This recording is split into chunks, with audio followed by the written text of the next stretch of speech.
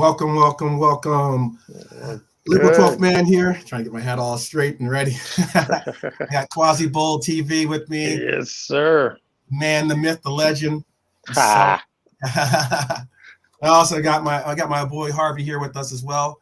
We're going to discuss a couple of things about this game that we just saw against our 12:30 kickoff against Crystal Palace. What a 16 Um, time. you ready? Yeah. How are you doing today, Quasi? I'm doing good. I'm doing good. I'm glad that Liverpool's at the top. That's all matters to me right now. Okay. And certainly matters to this man behind me, and also Yes. some to some of the other heroes that showed up for us to kind of show love.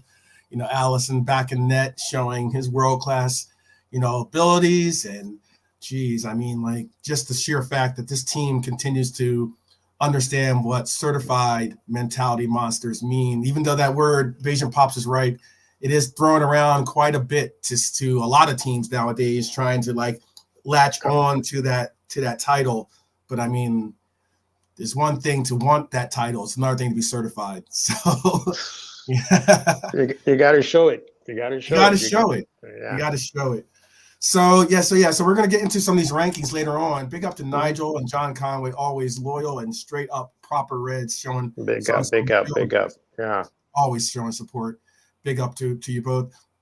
We're gonna get into some of these things. I want to kind of get some of you guys' readings too. Like I brought Quasi on early because he's got to break away to go do some personal business, but he was we were on his show. We watched the game together, or not watched the game together, but watched the game and Mhm. had our own opinions on what we saw. And there were some things that really, really highlighted, because I saw there was a Crystal Palace guy that came on to Quasi's show and was very animate about how he felt that the yellow cards were unwarranted. He felt that there should have never been a second yellow for a red, and he was okay with the fact that it took about 5 minutes for them to pull back that penalty that Mhm. they eventually admitted our goal. What were your feelings about those things? How was your take on the game? Did you think that it was a properly officiated game, or do you have a problem with the officiating? Um, the ref, the Endo foul, I felt like it was his ego talking Mm-hmm. because the VAR told him, bro, this is a foul.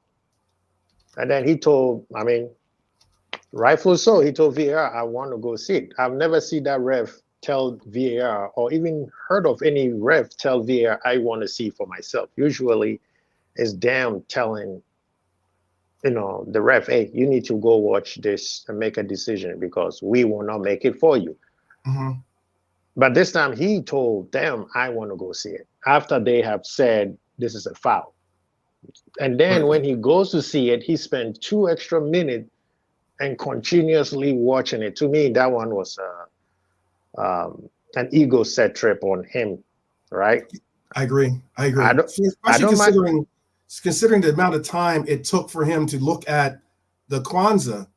Yes, It took him all of like like 30 five to like minutes. 20 seconds. Yeah, and the thing, yeah, when he was told go look at the theater, he go back and say okay, penalty.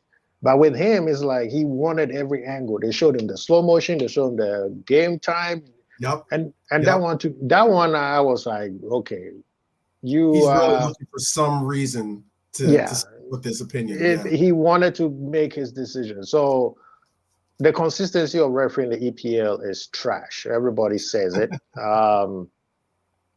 The red card, those were, you call it soft, but those were silly red card. If you are a player and you know you have been criticized by the fans Right. saying that you guys did not play well the Right. previous game, and you come to here and you guys are playing pretty well, you are sticking to the plan, whether you're playing well or not, but your plan is working. Mm-hmm. Why are you getting yourself sent off? He's a veteran. And he's a veteran of the team. Yes, he's one of the stalwarts on their team. I mean, it's not like this is his first rodeo. That's why it's like, to hear people make and twist and take, that shouldn't have been a card. Yes, it should have been a No, it card. should have a card. It should have a card. If I was him, I would have taken one yellow card. That's Right, called professional, be making sure that. right. But And he knew, and he and said he it. knew he He was already did already it. on a yellow card. Yeah, So the exactly, second one, why are you doing it? exactly. So that's the part where people are trying to make excuses and, oh, Liverpool did this. You can't talk about referees and Liverpool to Liverpool fans. We've gone through it. There's a Yes, reason why Liverpool fans are very quiet when everybody else now is complaining. Because we've gone through it, we have talked about it. You guys called us that we playing the victim mentality. We're trying to be this. We've been now. You guys are seeing it now. All of a sudden, oh, why is Liverpool fans not being part of this? Put your tribe aside. No, feel it, and then come back to us, and then we will do something about it. The right. only person who have officially complained is Liverpool. Yep, yep. And now So I did have another question for you because I do want to make sure mhm, that I don't hold you up for your appointment. But yeah, um, on your show, you said that I believe you gave Gomez your mhm, player of the match, right? yeah, What was it that about Gomez's play that warranted you? Did you believe warranted him getting the player of the match? he Because brought I in know it. I personally I just watched it over, and when I watched the game over for Mhm. a third time, like I said, it made me go, I wonder why he had him as. I mean, I'm not saying Gomez had a bad game, but I'm Yeah. not saying that he had a player of the match game. That's why I was wondering what was it about his play Well, that made you say he had a people player of the match? on my side, the where the stream that I watched, they gave him the man of the match. Okay, They gave okay, him of the match, man. And the thing is, you have to watch what was. You see, if you watch it too many times, then you become picky on what he does, right? right, right. But if you watch him during game time, and you'll be like, bro, when he came in, we were not doing well. It wasn't that we were Mm-hmm. defensively poor; we were not doing anything. Mm-hmm. He brought set energy, and it wasn't just him; it was also the gentleman behind you, also. Yes, yes. But to say, make Uh, sure he's yeah, here. So, and what Joey was doing made Trent comfortable to do what Trent's supposed to do. mm-hmm. And it wasn't just Joey. There's also Gakpo because I thought Cody had a good game too. I thought he Ga- played well. Gakpo controlled the game when he came in. And this is the part where people are not also paying attention. They're just looking at players. Klopp changed the formation when Gakpo came in. Right, I think, yeah, right, when Gakpo came in, he changed it and he went to 4-2-3-1. right. Right? A lot of people want to call it 4-2-2, 4-4-2. It's not 4-4-2. It's Mm-hmm. 4-2-3-1 because Gakpo becomes the number 10. And Mm-hmm. when Gakpo becomes number 10, he controls the ball much better than when he's playing a 4-3-3. Mm-hmm. All right. But the reason why I'm looking at Joey is like Joey was doing what Trent used to do. Remember, he put in 3 or 4 crosses when he came in. Mm-hmm. Something that Trent did not do. Something that even Salah did not do that well. So him doing that made the right side very, very dangerous. So wait, one not to interrupt you, but Yeah, go ahead. one question is then just for clarification then, because I'm not saying Gomez had a bad game. I'm not saying Yeah. you're not warranted, but what you said because Mhm. structurally, I mean, like it was Klopp making a tactical formation change and everything else. Mhm. That really brought us the balance that we needed to go against them. But That's the word. You and just and answered. and, and yeah, You and just Gomez answered. Yeah, you was that just answered the question. You just answered it. The word balance. Liverpool is not balanced right now. And right now, I'm right. looking at that. The players that we have and the formation that Klopp starts with is not meshing, Mhm. right? Mhm. Look at Fulham. He won 4-2-3-1, and the Yeah. team got balanced, right? And then the Mhm. attack was relentless. Remember that game? We were attacking them for 5 minutes, Right. and we scored Right. 2 goals, right? Right. Sheffield. Okay, they sat back. So 4-3-3 was working because we were holding them. The passes were moving, but it wasn't moving fast enough. Mhm. When Joey came on against Palace, the team became balanced between the midfield and the defense. That was the problem. Mhm. Okay, and when those two became balanced, now the attack became more potent. So Because so as soon, yeah, go ahead. no. I was gonna say because this is the one So I agree with that completely. I definitely agree with like structurally, like as in our structure was much more centered and or not centered, I should say more balanced as we both agreed on. But there were a couple of so I get that Gomez got the player of the match on the broadcast you watch, but for me, I thought that there were other noticeable names, candidates definitely for player of the match, and we're going to get into our ratings in a little bit. But it seemed though I watched Gomez, and you're right, watching it a second or third time over, there was a couple of times on the break that Gomez had a bad pass, or Gomez was behind on getting the flow really where we necessarily needed to go, and we could have had really great opportunities of attack on at least two, if not three, of the times that he was just his pass was just not there. Okay, and that's why I was like very interested to see why. I mean, because everyone's warranted to their own opinions on who they should win the match, but those things to me made me go, okay, yes, he definitely brought balance, but I thought that the same energy that we're referencing, the man behind me brought as well. I think that like Cody, I thought Harvey, they all brought the necessary energy and focus and attention to like urgency that we needed at the time. No, I mean, like if you say man of the match, the obvious man of the match was Alisson. Right, and that's what I was surprised you didn't give it to your boy. Right, I mean, like, I wanted to give it. I wanted to give it to him, but clone? I know.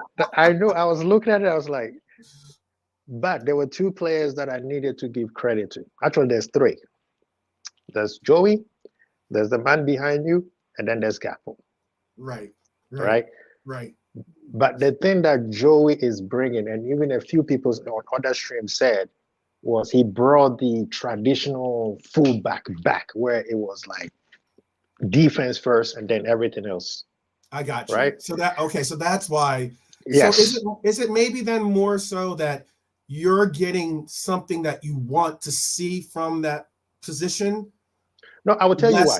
You understand what I'm getting at? Like less than no, you're right. A man of the match performance, but more so you want to see someone play those two, because Simicast was given it on the left.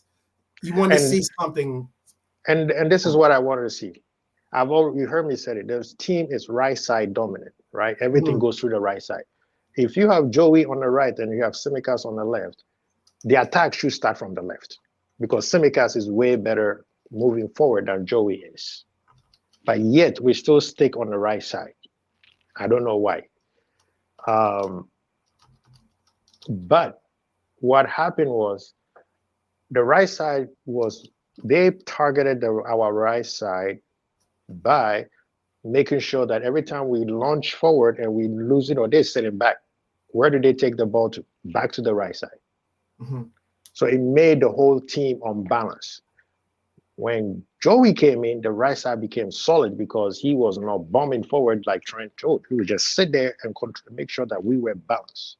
And then Konate, don't forget what Konate did when he also came in. He made that side solid first before we started moving the ball forward. Because if the backside on the right side was very weak, what's the name? Elliott would have struggled. Because that means he has to track back every single time. And when Elliott came in and Joey came in and Gakpo came in and the club went 4-2-3-1, I don't remember when they broke in. The only time they broke in was because they were launching the ball over doing a long ball. And then they got the 2 corner kicks or 3 corner kicks, and then the ball was stuck in there. But if you look, that's what I'm saying, look at the game, the 76 minutes was horrendous. It's like no plan. What are we doing? I agree with that.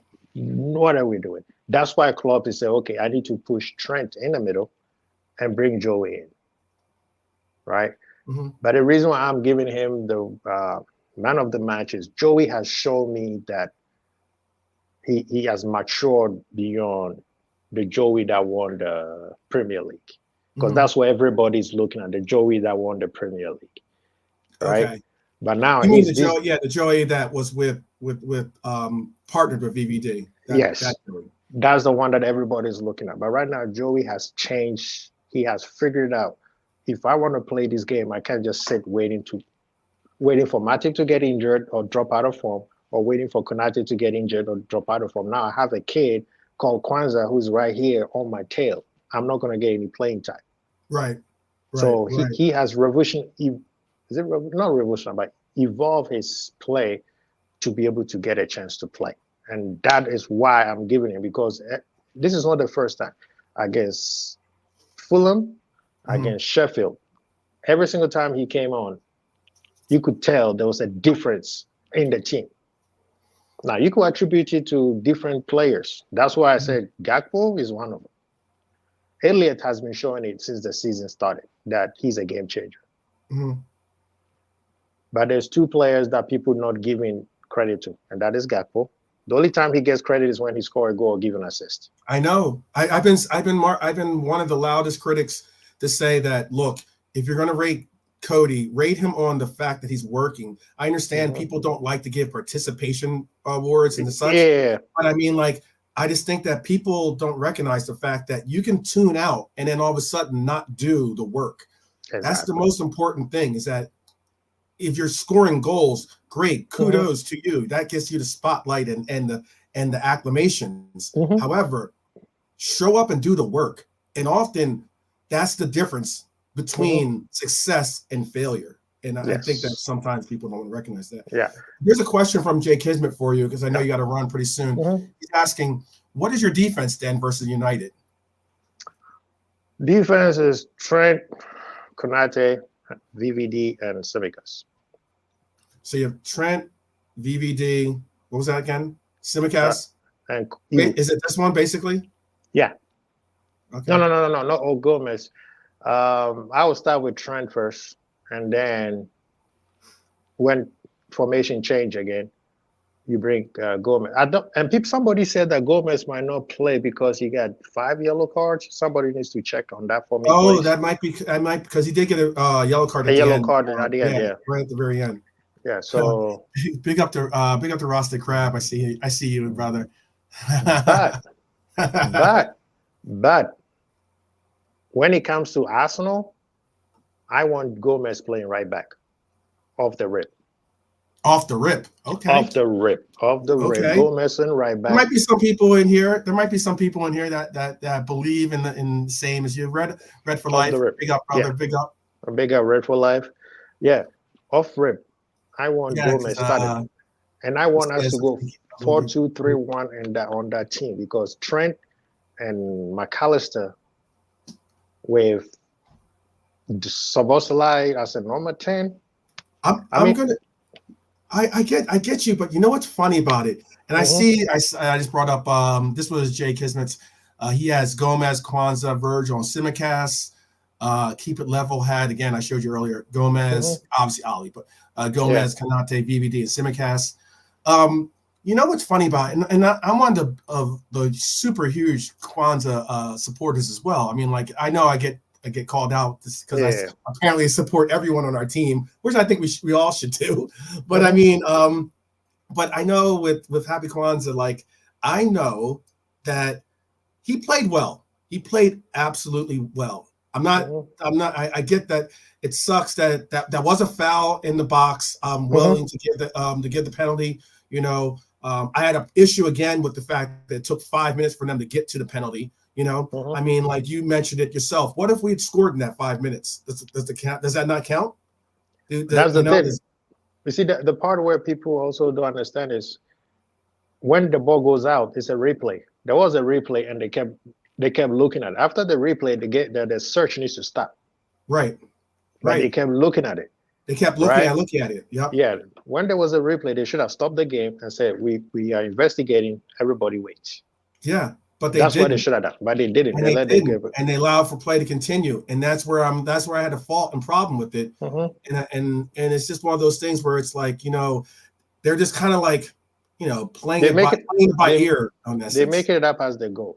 Yeah. The thing with the English Premier League is they need to stop being stubborn and adapt what everybody else is doing when it comes to these new rules and new technology. Yeah, it's like you looking for a channel, right? And it's either you're going to use this streaming service. You know, they give you all these different add-ons. Mhm. That's what English Premier League is doing. They picked, okay, we just want this, we want this package, screw everything else. Right. And everybody was Well, like, nah, you need this package, you need these add-ons to make sure. They were like, no, no, no, no, we're going to use the line. We're like, no, bro, you need the 3D. They're like, no, no, no, that's too expensive. I just need the line. How much does the line cost? Okay, we use the line. And then there's mistakes upon mistakes upon mistakes. All and that's this, yeah. all this stems from the Spurs game, and they're trying Yeah. their best to correct it, and they are overcorrecting, and it's also another mistake. Yep. Yep. Oh, you know what though too, and I agree, Rasta Crab. VAR changes weekly. It's a madness for sure. And this is another question too. This kind of goes segues into what I was going to say. The last statement before you bounce or whatever. Kwanzaa will make less mistakes than Kanate. Kanate is trying too hard at the moment. That's what Jake Kismet said.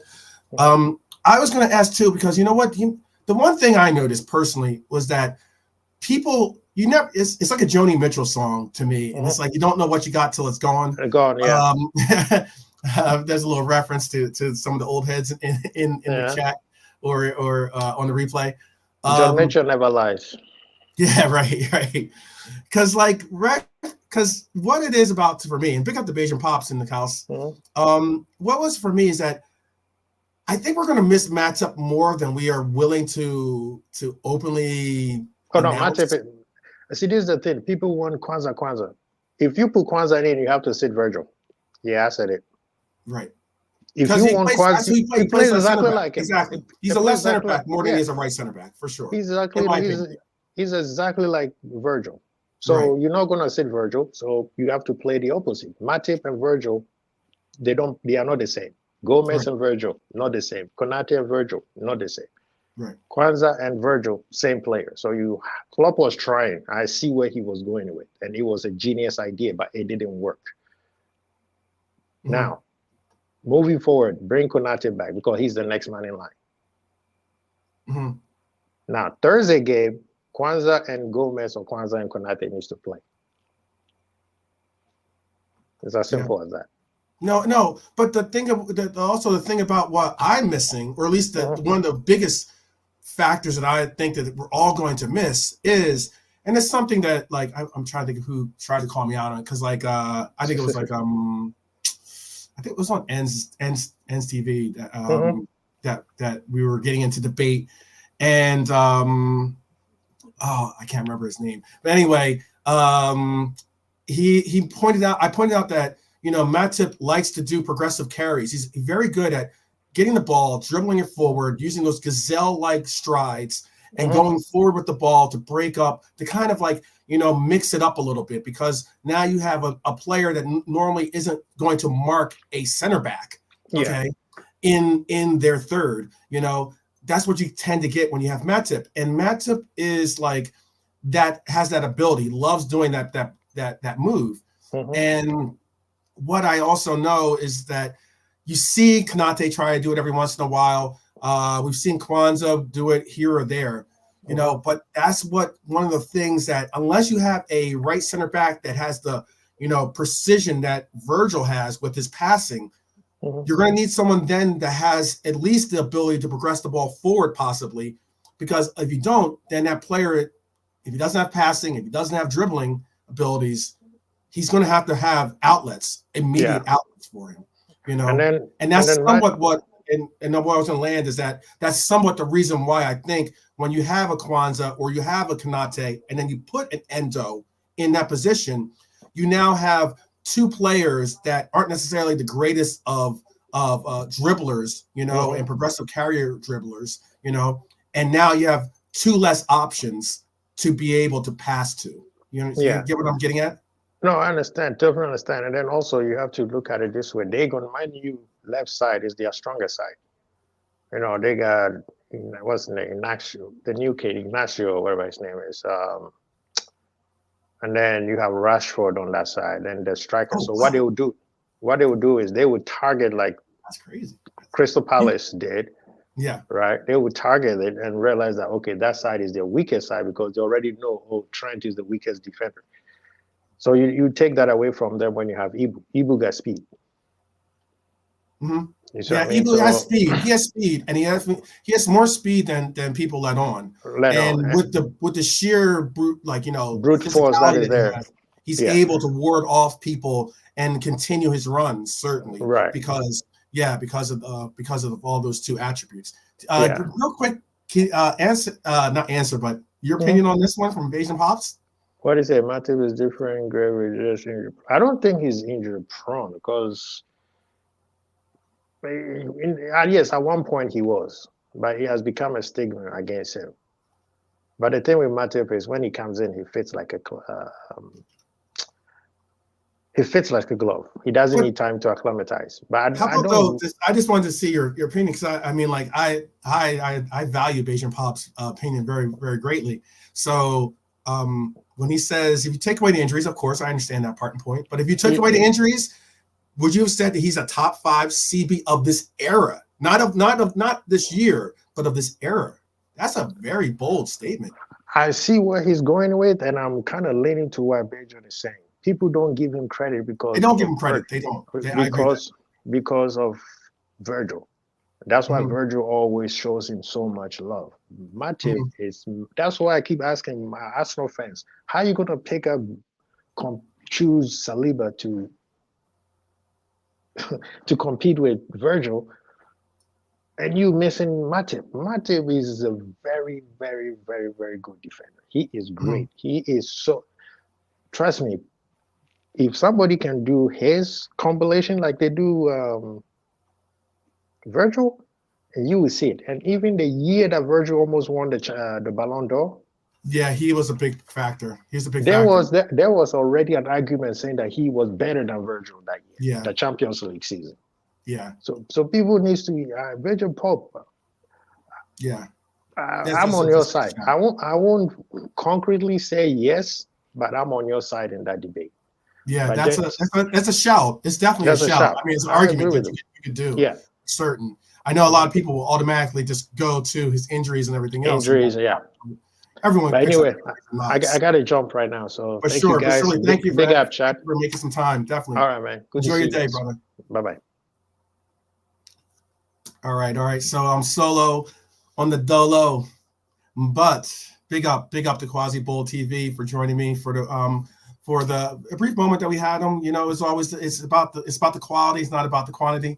So big up, and he's a quality person. I should say, quality player too.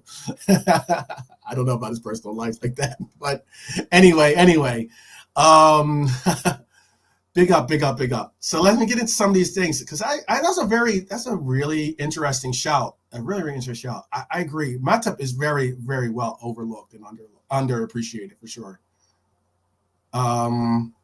Let's see. Kwanzaa more subtle than Kanate's. Kanate's a raging bull, but this is Jay Kismet. You never walk alone saying both need a little from each other's game to make them top class. Oh, okay. Big up, Jay Kismet for sure. You'll have to, Jay Kismet, just hit me up on WhatsApp or or tell me how I can if we're not in the same group chats or whatever. Just tell me how we can connect and for sure, definitely, always love to have some interesting opinions or different opinions just to get a discussion going on. I appreciate all the contributions that the Red Army brings. Let's see. I did that one. Ibu put in some unnecessary. I agree with you, Red for Life. He did put on some unnecessarily rash tackles inside Palace's box on the weekend.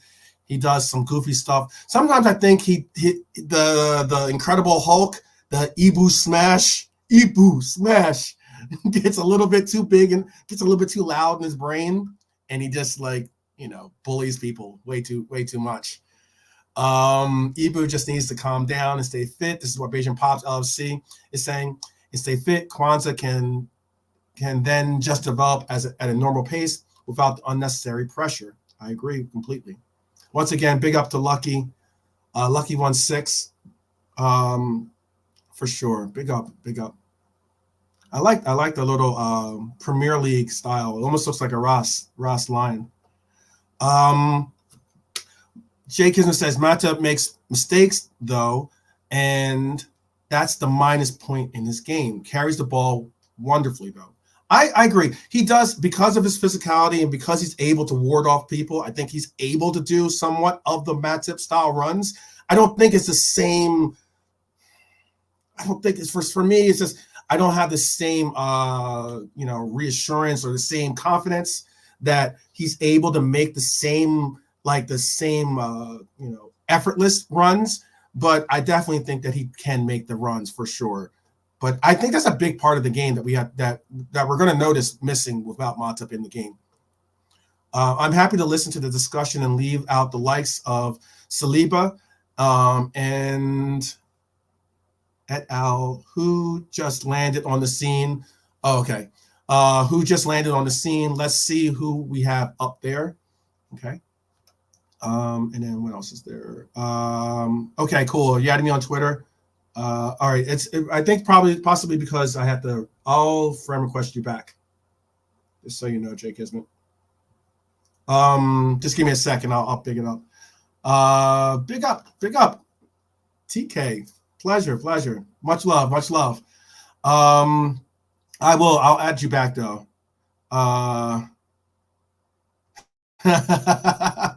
don't know. I'm sure a lot of the Arsenal fans were very animated about, certain calls in the game. I'm sure United fans back in the days vibe. That's funny. That's pretty funny.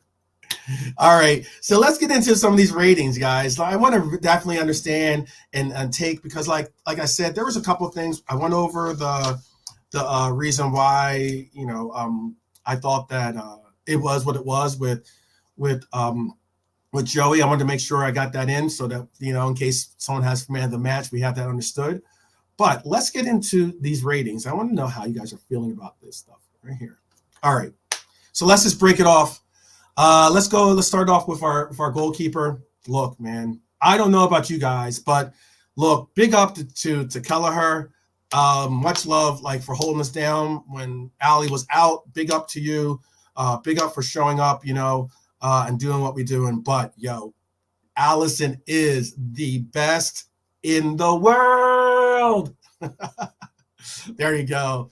Best in the world. Big shout out. He's going top tier performance, 9 from the gate. I don't think I need to ask anyone in the chat if they have any differing opinion on Allison's performance yesterday.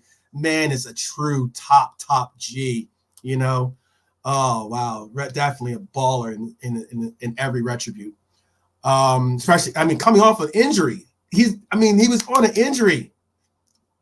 Came off an injury and shows up and just says, hey, thanks for holding my beer.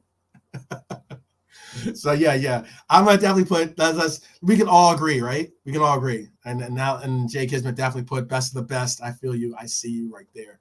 Best of the best. So let's move on then to Simicast. How are we feeling about Simicast? Were we feeling that Simicast had a good game, bad game, run of the mill game for him? For me, I'd like to think that Simicast is just another player that, given the right time, will grow into his role, into his place. Red for life for sure, brother. He's definitely. I'm gonna star yours as who you gave your man of the match view rating, and I'll even star. I don't know if Jay Kismet has the same. He's the best of the best, so I would assume he maybe have a man of the match. But so again, let's get into Simicast. How are you feeling about Simicast? I know Simicast for me had a good game, decent game, nothing spectacular, nothing special.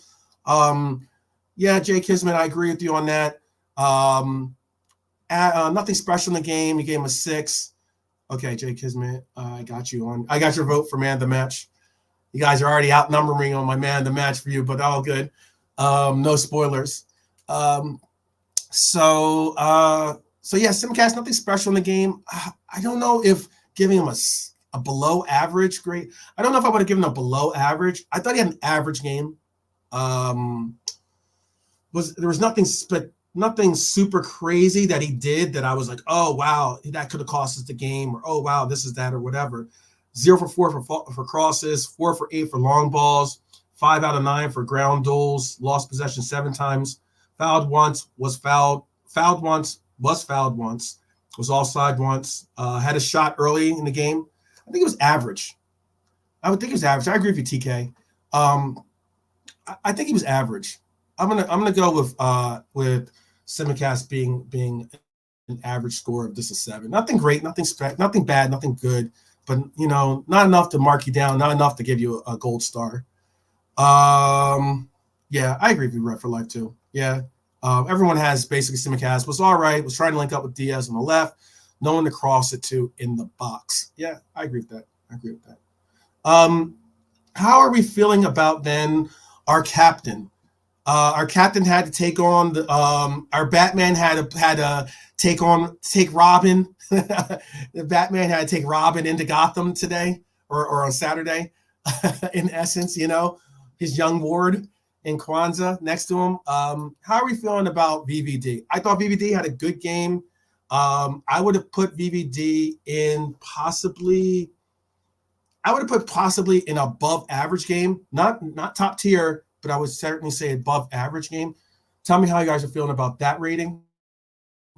I thought he had a good game. I thought he managed the back line well. He is having to take on again the young ward of Robin Kwanzaa, right? And it was something of good or bad. Jay Kismet gives it a 7. TK gives it says he agrees with what I have to say. I think that he had a little bit above average game. I mean, I'll go over some of his statistics. 8 clearances. Let me repeat that. 8 clearances. 1 interception, 2 tackles, 118 touches. 118 touches for our center back. 90 of 102 passing. So he's 88% for passing. 90 out of 102 passes. Didn't have any key passes or crosses today, but had a lot of long balls. Had 8. It was 5 out of 8 for long balls. 3 out of 4. Look, above average, I think is warranted. Once you start hearing these statistics, 3 out of 4 for ground duels, 5 out of 8 for long balls, 5 out of 5 for aerial duels. That's pretty good. Was fouled once, had 1 shot off target, okay, and missed had a big chance. That header that he missed, he should have done better with the header. But yeah, I think Verge deserves an above average rating. Virgil was an 8.5. I did show you guys. Wait, let me show you Jay Kismet's 7 for Virgil from Jay Kismet. And again, TK agreed with me. And I believe you agree with me. I'm not sure if you agree with Jay Kismet or not, but I think you agree with me. And then Virgil had an 8.5 to a 9. He held it down again. Didn't see him do anything wrong, really. I agree. And on top of that, I didn't see him flustered or put into a position that he had to make like a rash decision or anything like that. I thought he had above average game. Nothing spectacular, but nothing necessarily even, I wouldn't say run of the mill. How about for our young, if we're going to do it, okay, yes, agree up, TK. Big up. What are we feeling about Robin then? The Robin to our Batman. How are we feeling about, or if you want to call him Nightwing, that's cool. But he's still young, so I think it's Robin. Nightwing is when he grows up, I think. How are we feeling about our young Robin in Kwanzaa? Happy Kwanzaa here. I thought Kwanzaa had a decent game. He had a decent game. Again, it goes back to what I was saying earlier about we're not going to see. It's so hard sometimes when you're trying to rate players because often we're going to hold them to standards or to bars of other players that play in that position. Sometimes even for teams that aren't even for teams that, isn't even on this team, or teams that different than this. But how about for Kwanzaa, guys? I thought Kwanzaa had an average performance. I don't want to mark too harshly on the foul in the box. It was a bad. That's, I guess, if anything. Yeah, I mean, like Jay Kismet's giving him a 6. Are we going to go below average for Kwanzaa? There were times. Let me make sure that people see that. There were times when I thought, I just don't know if right center back is the spot for Kwanzaa. He's going to have to obviously adjust and adapt to that spot. I know we've seen him play right back. I know we have normally when we do see him pair up with the center backs, it's either Konate or with Matip. And when he does team up with Konate or Matip, he's normally playing as the left center back or the playing as a actual sub for Virgil. And but yet Virgil is either Konate or Matip doing the lion's share of commanding and being in charge of that back line. How are you guys feeling about Kwanzaa? Is giving him a below average because of the penalty too harsh? Tell me how you're feeling about that. Tell me how you're feeling. I like the fact that the young man is putting in some work, and I think that the young man has got a promising future. And I'm happy with the fact that, like, when I heard him say it again, when I heard him mention Kwanzaa in that interview a long time ago, I was like one of the first people, I believe, to really key in on him saying his name in a press conference. I knew at that moment that this manager believes in this young man, and there's a lot more that we need to recognize for the future of this young man, and the sheer fact that he has a great environment to grow up amongst. I think he has some great peers in this mentors and peers in this group that are going to help him just go on light speed when it comes to growing. But is it too harsh? Let me see how TK saw it. TK said, again, I only saw the first half, but he didn't stand out in any form, positive or negative, so average for me. Okay. All right. For right now, I'm going to have Kwanzaa I'm going to go with what Jay Kismet said too. I'm going to have Kwanzaa in at that below average. I know it's harsh to really knock, but if you're going to be making challenges in the box, you got to make the correct. You have to be on point. You have to be on point. And whoops. Oh, I got my thing going a little bit too. 1 second here. I'm going to star Lucky. I'm going to star that. And I'm going to bring it up after. I'm going to star your comment. I'm going to bring it up after we get through the ratings. I just think below. I mean, like, I'm not getting any pushback for putting Kwanzaa in at a below average. So I guess I'm gonna move on and have them stay at the below average for right now, at least, unless I get too much pushback here. And again, like, if you saw his ratings on, especially on the rating systems that I use, yeah, he was the only person that was actually in, and it was because of the penalty that he gave up. How are we feeling about Trent, our vice captain, our man, our jack of all trades, the man who basically, if you look at his heat map, practically what's funny about his heat map is that pretty much the entire pitch has some coverage that was done by Trent, except for right back, except for that little like area next to in our final third, next to where the right back would be, except for that area. That's the only area that has no heat map presence for Trent. That's pretty interesting. But for our right back, who ended up playing midfield at some portions of the game, how are we feeling about our vice captain, Mr. TAA, the Scouser in the team? I say that I think Trent had a very good performance. I wouldn't top tier him performance. I wouldn't give him a top tier performance, but I would say certainly above average. I would say an 8 is warranted. Let's see.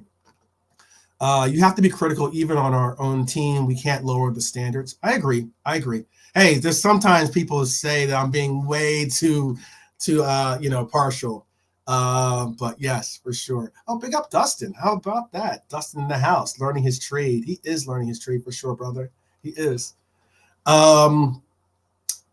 Yeah, so for Trent, I think Trent's an above average performance. I thought he certainly had an 8 style performance. I wouldn't have put him in the top tier, but I definitely had him as an 8.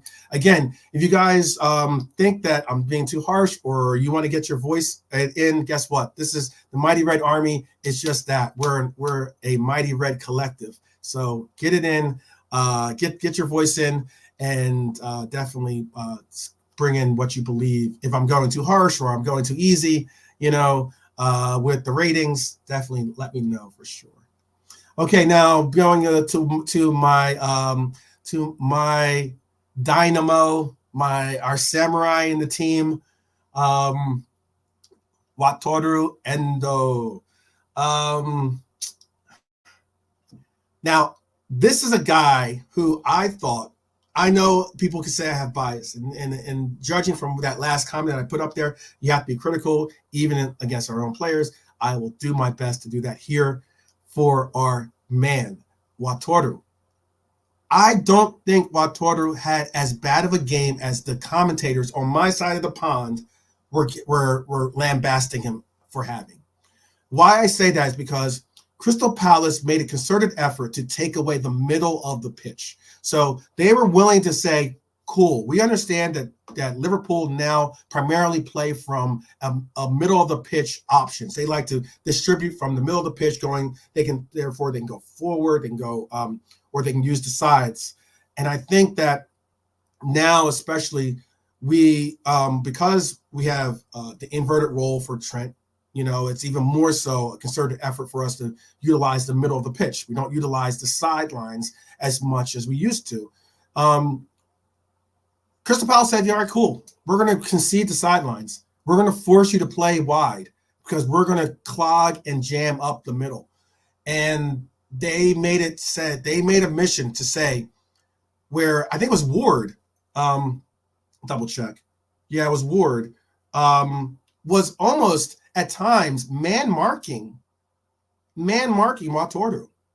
That's how committed they were to taking away the middle of the pitch for us. And what was very interesting to me was that they made a message to all their players to immediately attack, no matter what. It didn't matter if they got a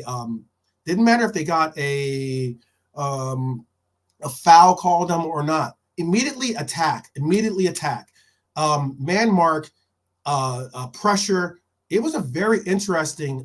It's something that I think that we are going to see a lot more of going forward. Teams trying to take that approach. I think that's when you'll notice and you'll appreciate your Macas or whoever else plays that six. That's a more offensive-minded six for us. I think you'll appreciate it more when we have players that do have the ball control and the ability to pass a little bit on a greater sense than Wataru does. Because Wataru is one of those guys that's going to get the ball, pass it to Trent, get the ball, pass it to Ryan, get the ball, pass it to someone that's progressive. Their carries are progressive with their passing, and that was something where it was. I just think that they made a concerted effort to say we're going to bully Wataru, and Wataru is at least smart enough to know, and you see it from his Japanese days, his play with the Japanese team, is he at least know that he's going to get if you're going to bully him, or you're going to pinpoint him. He's going to be able to shield the ball, and you're going to have to go through him and foul him to get to that ball. He's not going to just he's not going to say, I'm going to keep the ball on my feet and allow for you to. No, he's going to shield the ball and make you go through him to get to that ball. That's a smart play. It's a veteran play.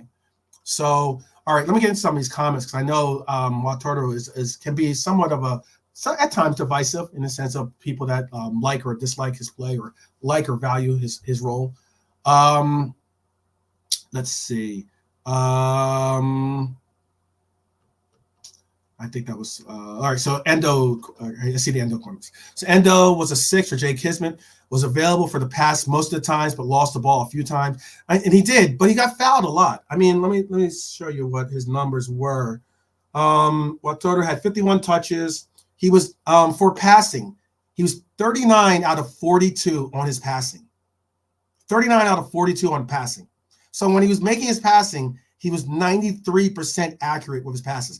Albeit he's not making that many long balls. He was like 1 for 1 for long balls. But you're not looking for him as for that distribution. You're looking for him to be a link person to your Trents, to your Ryans, to your Doms. That's what you're looking for him to do. Nothing more, nothing less. And won 4 out of 9 ground duels, lost the ball 7 times, was fouled 3 times and fouled 3 times himself. So and had 1 tackle. So look, I'm not saying he had a great game, but I'm not saying that he had a failing grade. the way that a lot of people were taking it was that his sub was connected to him playing poorly. I don't think it was him playing poorly. It was just that that option wasn't necessary for us. That was the one thing I think. That option wasn't necessary. So let's see. Dustin says, agreed. Easily the Endo focus over the top regarding this game. I think so too, Dustin. I really do. Endo was bullied by Hughes. Oh, and it was Hughes too. Ward and Hughes both really got at him. Every time he tried to shield the ball, he was getting fouled. He could have been a little quicker in these moments. I agree, Ref for Life. I agree. He's maybe taking a little bit more. I think that maybe because they were so quick to he knew that because he was being pursued and marked so quickly that maybe he thought that the best way of assuring him getting his pass, because again, I said 93% on his passing means he's making his passing. Maybe that's him saying, let me shield the ball first, make sure I have control, and then find my outlet pass. But I agree with all your comments here. Sure, but doesn't deny the fact that he was being fouled. I agree. Let's see what else. Waturo did well and was only subbed off because we changed tactics. Exactly, Red for Life. In the second half, not because he was doing poorly. Agendas are a hell of a thing. Yeah, right? Yeah, they are for sure. And then TK says, I think he was left alone a lot when receiving the ball, and that he agrees with Red for Life in his comment. There was a lot of pressure, a lot of responsibility pressed on his shoulders. You're absolutely right about that, because there was a lot of space that he was allowed to be given, in that he was marked, but it wasn't like the outlets were very close to him to be quick outlets. He had to make decisions, and he had to make accurate passes. Nilante, brother, hope the family's well, of course, and big up to my main guy, Nilante. So Nilante says, not for me, Red. Endo wasn't great wasn't great at all, rightly subbed out. And I agree, I understand your criticism of Endo in the sense that he wasn't providing exactly positive, in sense, incredibly positive moments that created opportunities for us. But where I disagree, Nante, is that, again, I think that the reason why we subbed him out wasn't because he was doing something negative or poor or whatever. I think it was more so with the emphasis of what we were seeing Crystal Palace do with their approach. I believe that we necessarily didn't need a defensive midfielder, a destroyer in that retribute. I think that we could have placed, by placing Gomez in the game at the right back and throwing Trent in a more ideal right or more midfield role. We allow for, okay, well, you're gonna press us in the middle. Now you're gonna try to take away our options. Okay, well then that means that you're going to take away something that you're not. You're gonna have to face a Trent, for instance, now, who can make these on the dime style passes or can make these dribbles and such. So yeah. No Endo bashing, brother. Not here. Not here. We'll break out the samurai swords, right? No, big up. Beijing Pop says Endo was okay, but wasn't the main problem for me or for him. I agree with you completely. He just wasn't, and I think that it's a shame. The commentators on this side of the pond were really, really harsh on Endo, really pinpointing him and really, really not saying anything positive.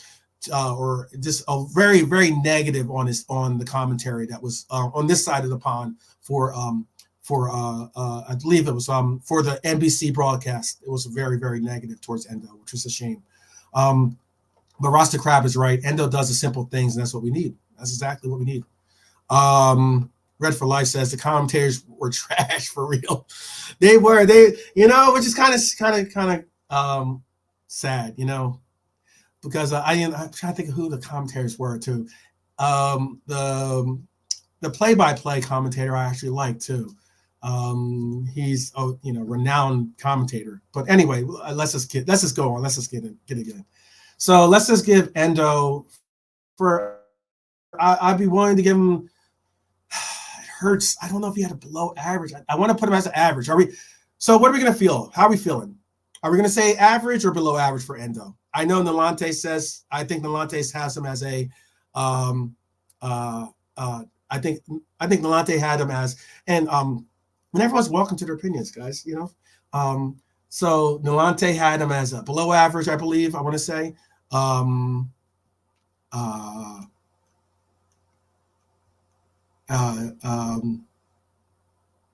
Yes, and I agree with that too, Nalante. Nalante has to say, what I will say, 12, regardless of what I think of Endo having a 6, just makes us a better balanced team. I agree with that completely. So he didn't give him a fail, but he gave him an average. I think that's what Rasta Crab is saying. The underdog story gets on my nerves. I feel you. 7, nice. And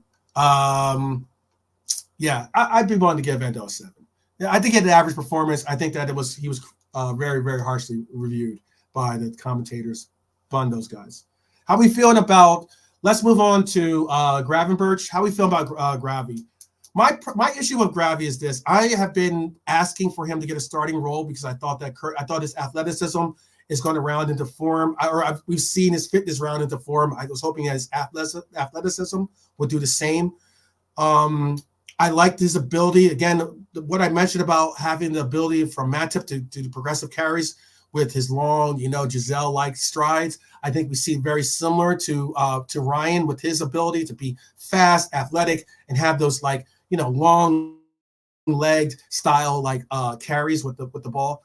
But I just don't think Gravy got into the flow of the game today. I think that at times he finds himself out of position. He's got to find better balance with his positioning. He's got to find better balance with his knowing when to turn it into which gear to turn into, and get his spacing correct, and get some of these passes down.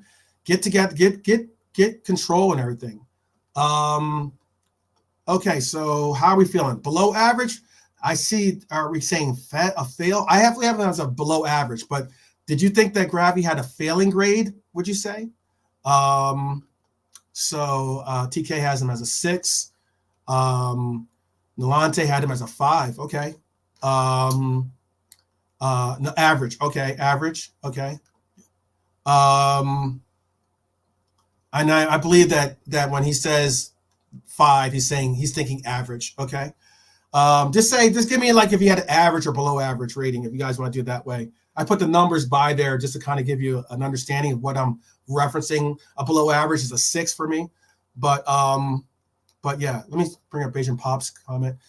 Gravy is trying, but something was missing on the weekend. Also needs to be mindful of his defensive duties. Needs to be sharper with his passing, which I mentioned as well, and ultimately finds the nets. And he'll find the net. I agree with you completely. He needs to kind of I think his brain is in fast motion, as in similar to what you could possibly say about Nunez. And that sometimes I think his body is in a higher gear than his brain needs to be, and that's what I think. So Gravenberch was a 6. Okay, so below average for Red for Life. He's average or so yeah, so average. Big up to Cedric. What up, brother? What up, my mighty Red Army brother? Cedric, big up. Average, a lot of averages. No, is below average too harsh? Is that what we're basically saying? Because there's a lot of averages. I think only me and possibly Red for Life had him as a below average rating. I just think that I'm being critical, and I know sometimes people think that I'm not critical enough, but I just think that for what I know Ryan's game can produce and has the ability or potential to create, I just think that if he gets all those attributes and qualities that Beijing Pops mentioned, if he gets that under control, we have a baller on our hands. Okay. But it's not the case at the moment. We're still seeing the rough edges kind of, worked out. Is it too harsh to put him as a below? I don't know if it's too harsh, guys. But if I saw a lot of averages. Is that what we're feeling? Tell me if I'm wrong. Average, below average? I'm saying below average. Only because I know his potential. I know that there's a player there. And I think that he's just he's on the wrong page for this team at the moment. Creates a lot of opportunities. He just needs to kind of like get it in, in proper synergy with the rest of the team. And then once we have that, or once the team figures out how to utilize his athleticism, will be great. But for right now, I think it's a below average. If I'm wrong, let me know in the chat. Let me know. I'm gonna keep him at below average for right now, but if I'm wrong, please do tell me. And I love the opinions for sure. So because TK is saying below average. Let's see. The only reason Rava gets some slack is because he missed the real preseason. Okay. I mean, like, I understand. I get. That's why Bayesian Pops is a true G. Because if I said that, you know what, Bayesian Pop. If I said that, I'm getting lambasted about, oh, you're putting your grade on the curve. You're being too nice. Bayesian Pops is the true Don of the game, man. The sultry voice makes it that much easier to accept. Big up, Bayesian Pops. So let's see. There's another comment in here that I wanted to put up. And I agree with you. I agree. We're judging the game, not his potential, though. And I agree. That's why I said what I said. I mean, I don't think he had a horrible game. I just think that if he gets his potential in check, those things that we're kind of like saying, oh, I wish we could see this, or oh, I see the potential in it, then those will be positive contributions to the game. I just think that sometimes his contributions are getting overwhelmed by his athleticism not bringing the results and the results that we're necessarily looking for. So again, if I'm wrong, hey, holler at me. But I'm gonna have him in below average for this game. I think there's a reason why he got subbed out. Dom, how we feeling about Dom? How we feeling about Dom? I thought that Dom had an average performance. I think that some of what is the immense pressure of the Premier League is what we're seeing today. Wow. Okay. TK had Dom as a fail. Is that what we're doing? Is that where I'm just asking? I'm not judging. I'm just asking. Okay. Wow. TK. Okay. 4 can't lie. Wow. Dom, are you going to be in the fail range here? Below average for Dom. Okay. Wow. Dom. Wow. The boss. Wow, I feel for you. It's kind of like that moment when you see Tony Soprano get like put into his place. It's like, oh wow, I feel for you. Like, Tony, I like you, but wow. Big out to anyone who knows the Sopranos, that reference. But anyway, wow. All right. Tell me if this is wrong, then, guys. I had Dom as a below average. Let's see. I'll give you some of his statistics. Subbed off in the 74th minute, was 44 out of 47 for passing, 0 for 1 for crossing, 3 for 4 for long balls. Shot off target was 1, shot blocks 1, 0 for 3 on his dribble attempts, 2 out of 8 for his ground duels. That's not too well. 2 out of 4 for his aerial duels. Possessions lost 9. He fouled once and had 2 tackles and was dribbled past once. Wow. I'm sorry. Sorry, Dom. And it was Rasta Crab say. Rasta Crab from the Bayesian Red says, Dom needs to do what he was brought for, shoot and give us those killer passes. Okay. And I know where this is going. I think I know where this is going. So I think people I know that a lot of the forums I've been on and a lot of the different exchanges that I've had when it comes to Dom has been that they think that the system isn't exactly allowing for him to flourish the way. And again, it's interesting because the system in the beginning of the year, utilized and showed his abilities and capabilities and had everyone raving and ranting. And now it's pretty much the same system, but now he's not performing the way that we want to see him, or way that we were seeing him perform earlier in the year. And now we're being very critical. But I can understand it. I'm not judging and saying it's not warranted or not, or that it's unlikely or unheard of for you to have that opinion. I can understand that completely. With Dom, this is Dustin saying, with Dom, I don't get it. I still think he has been impeccable since he came. Pause. If people think he's not as influential, I think it's a natural drop in energy. Yeah. I mean, it's also a fact of, like, a lot of players are going to recognize what it takes to be in the Premier League is a very difficult bar. It's like, you understand why Premier League is one of the top leagues, if not the top league in the world, simply by the rigors of the amount of competitions and the level of competition that you face in your league. Obviously, if you're in Europe, outside the league, even when you're in these cup tournaments where you have to face on other competitions, you're facing other nuances that you have to take on. There's a lot of pressure being in the Premier League, and I think Dom is starting to see it. Despite his what was it, the milk test or whatever it's called, or lactose test? I don't know what's called that. Whatever it's called. Basel was below average for Red for Life. Didn't do much in the weekend for him. Nilante says Dom needs a rest or bench till his form comes back. Now, Nilante, I have a question for you. With that comment, are you under the camp that a player can find his form by being benched, or are you are you a part of the camp that believes that the only way for a player to find his form is to get playing time?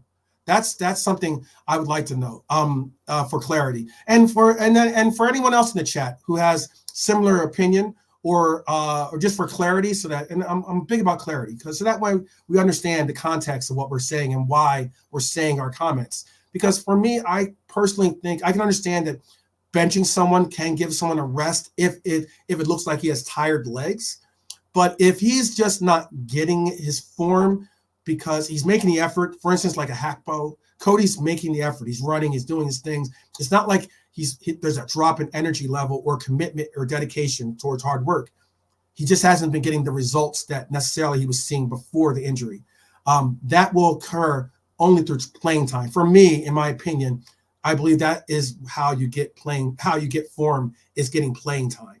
But others might see it as like, okay, well, get that form on the practice pitch, or get that form by getting some rest and getting your form that natural way. Also, I'd like to hear what your opinions are on that. But for me, I think it is about, unless your legs are shot, or unless you look like you're just tired, like Maka was that one game against, it was the Wolves game, where he just looked like he was running on E.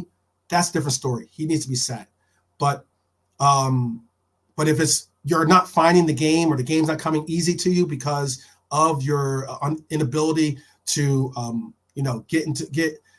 get into the flow of things, then that takes time for me. I think that takes familiarity with your teammates, and also it just takes a more commitment in when you're off the pitch, put in the hard work, and then when you get on the pitch, make it count. That's my opinion. But I'd love to hear you guys' take on that, because Nilante is right to say what he's saying, and that's a strong take, considering that Dom is someone that I think we've all said is sharpied in as a starter for this team. I think he is a bona fide starter, guaranteed starter, and deservedly wearing that number 8 that he's slowly but surely making his own. Obviously, we all know who the 8 belongs to and will forever belong to. But anyway, so let's get into some more of these comments. But that's he's referencing to Rasta. Maybe Lucky is saying maybe Dom is still learning the system and the Hendo role. I agree with that completely. I don't want to see him do the Hendo role, to be honest with you. I want to see him do the Dom role, because I think that Dom and Hendo are 2 different players, and the amount of offense, the amount of ability and talent that you have in Dom surpasses Hendo's talent when it comes to football talent. I'm not saying that, he has more leadership or whatever and all his other attributes, but obviously. Beijing Pasta, Hungarian Stevie G. That's what Beijing Pasta LFC is saying. And also he's saying Dom has jumped on the Liverpool train, been really good for a club and country, and seems to have hit a wall. I agree. Oh, big up to Brian. Big up Brian. Good to see you, bro. Good to see you back. It's good to see you showing love. Big up to as always. We all walk together. We'll never walk alone. And Brian is a proper Red for sure. Shows love on shows love by supporting a lot of different Reds content creators. Big up to Brian. Let's see. There was another comment I wanted to put in here because Beijing Pop just said something. Yeah, Dom has jumped. Oh yeah, hit the wall. I showed that one. Yeah. Okay. So if I'm wrong, is a failing grade too bad for Dom? I feel kind of like dirty putting him in that.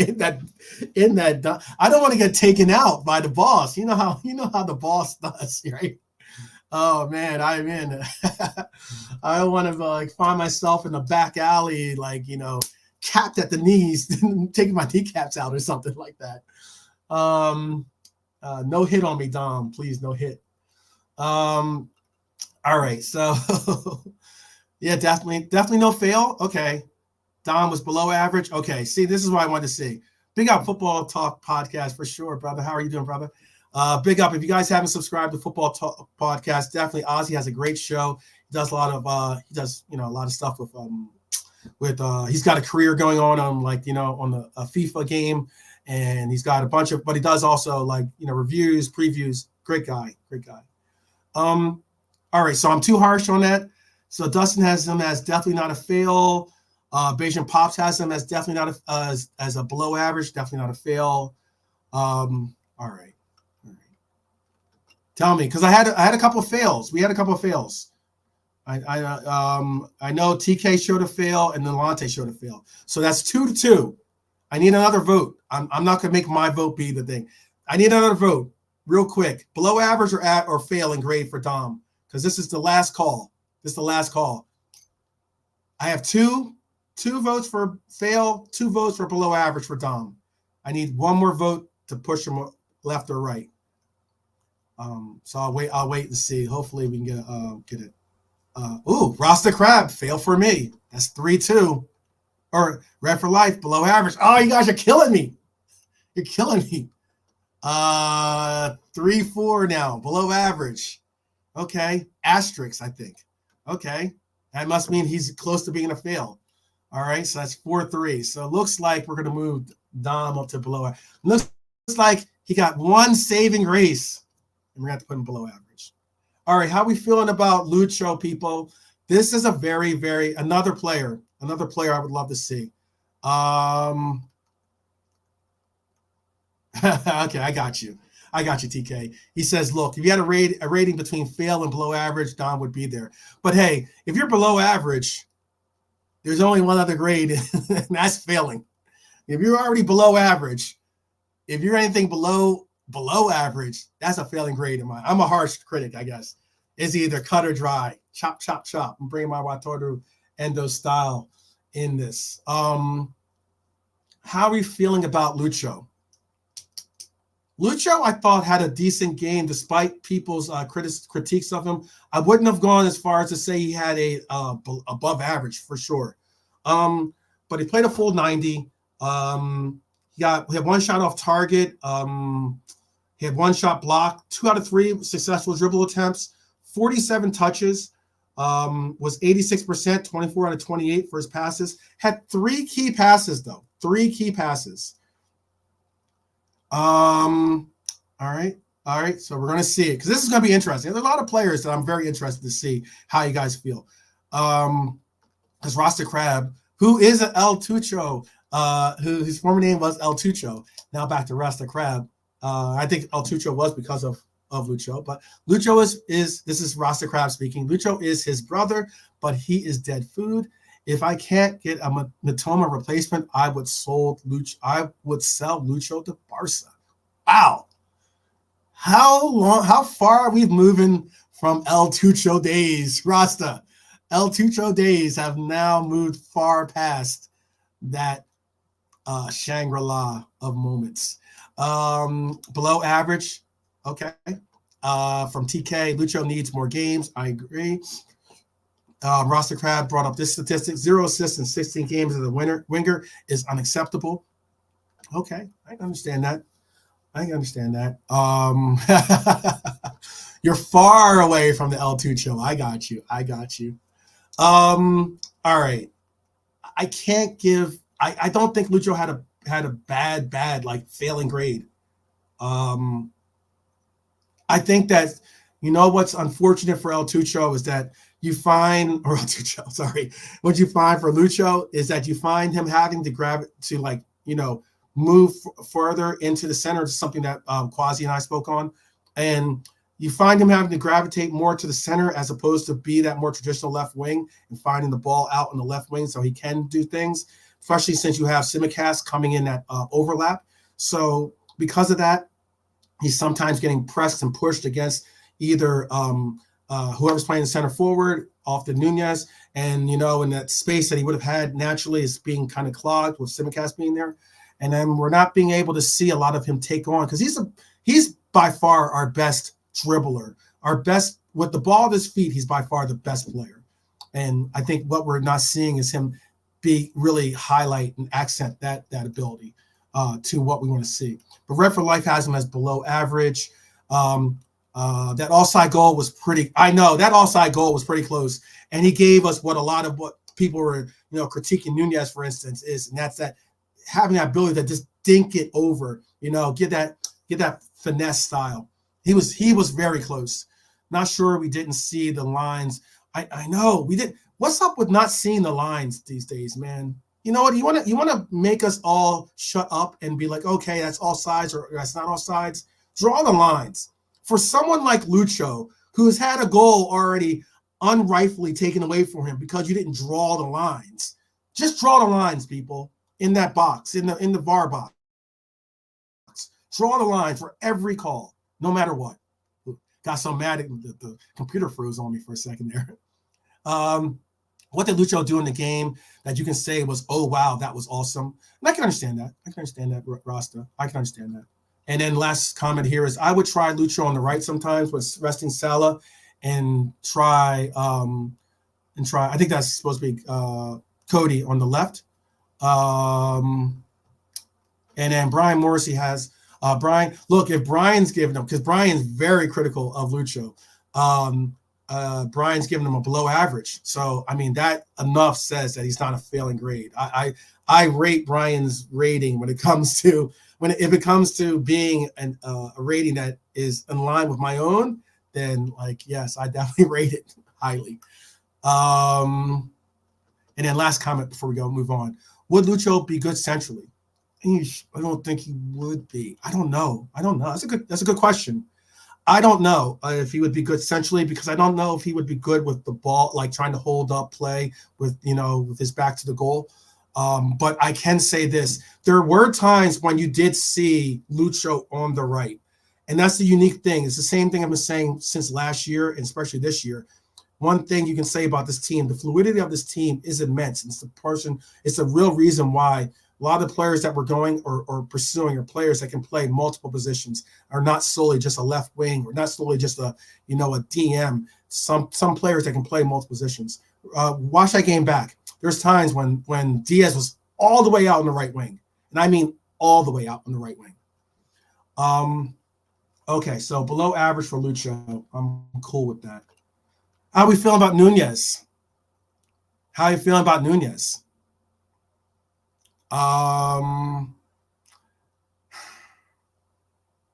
D9. And this is why Lucky said that comment. He said because he's been dropping stinkers on the wing and is encouraging on Nunez's encroaching on Nunez's spaces when he cuts in. Or am I wrong? And that's what you're absolutely right. I referenced that earlier. I agree. I agree. He is. It ends up being he's kind of like a left wing, like a rock in a hard place. Pause. In that again, he has Nunez that's occupying that central space, and he has Simicast that's taking that winger, that overlap winger space. And sometimes, Nunez is having issues because he's going to have to track back, especially when the overlap happens, and he's kind of trying to find his role or place, and it is at times difficult to see.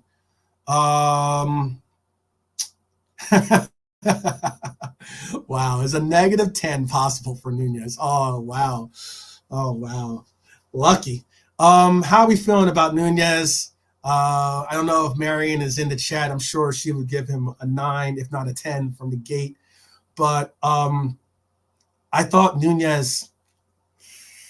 I'm gonna have to say Nunez below average. I don't think he had a failing grade. I understand that we need him to be in there to create and do what we need him to do. But I just think that this game, unfortunately for him in this game, if I was Klopp, or if I had Klopp's ear, I wouldn't have started Nunez. I would have had Nunez be that late entry sub, and I just think that Nunez. I just thought that Nunez didn't get a lot of opportunities to do what he's necessarily, what necessarily we see and need from him. There was one opportunity. There was a great cross from off a free kick. Again, I watched this game 3 times, so that's why I have the notes and stuff from some of the more highlights, or the low lights and the highlights. There's a great cross from Trent off a free kick that he just barely missed by getting a head on. There was another one that I believe it was from Mo, that he got a foot on it, but a lot of people are saying he possibly should have tried to go with his head. I don't think he could have gone with his head. That's the reason why he went with his foot, to even try to make an effort to get some part of his body on that pass.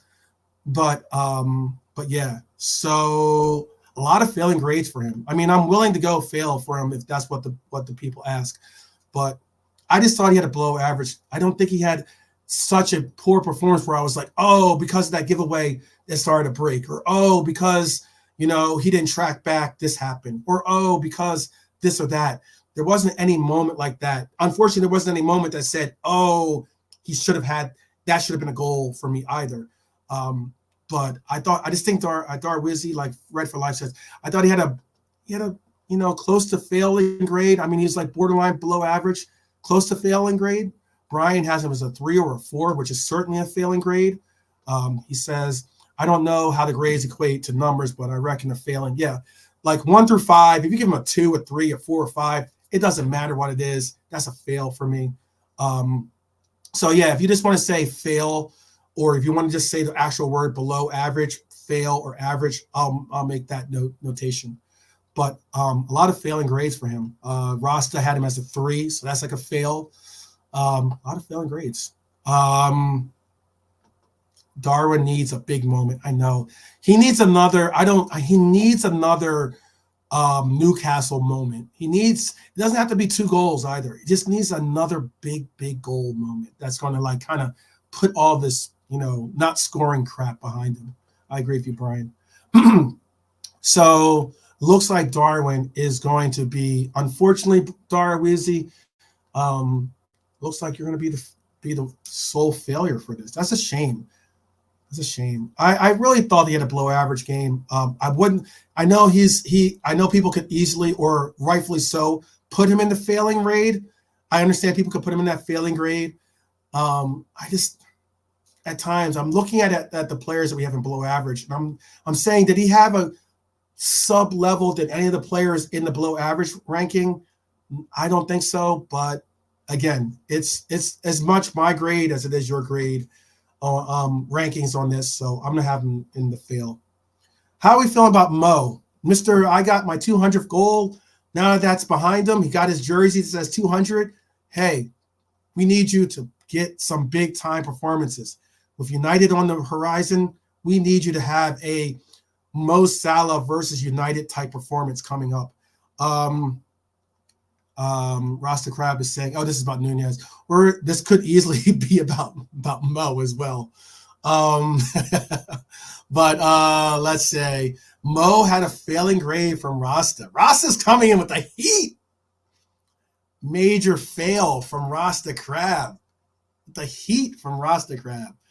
Rasta Crab says he is a striker. If he didn't score and he didn't do much else, it's a fail for him. Okay, he's referencing Nunez. But moving on to Salah. So I have one failing grade for Mo. Brian pushed back against Rasta was he can finish Rasta, but they all can. It's about doing it under pressure at the highest level, and he's definitely not doing that yet. So how are we feeling about Mo? Mo was definitely fortunate to get a kind of like a goal that was headed towards goal, but ended up being a deflection and resulted in more likely had the goalkeeper going the wrong way, obviously from the deflection. Brian Morrissey is saying, so one failing vote. I have one failing vote for below average from Brian. Red for Life is saying Mo was a 6.5 only because of the goal. Now put that 200, exactly what I was saying, Red for Life, to bed. He can move on and stop being that greedy, flustered Mo that is so frustrating to watch. I agree. When Mo is chasing records, it kind of can be, I'm going to say this lightly, kind of annoying because he ends up record chasing rather than letting the game come to him. That is from my take. I don't like it when he's chasing records. I want to see him just in the flow of the game and allow for the game to come to him. But now that 200 is behind him, let's hopefully see some bigger and brighter things. So I have two below average grades and I have one failing grade. TK is saying average with the goal. Okay. So I have the failing and average being washed away from each other. Mo can't dribble anyone against anyone, even if he had a mouth.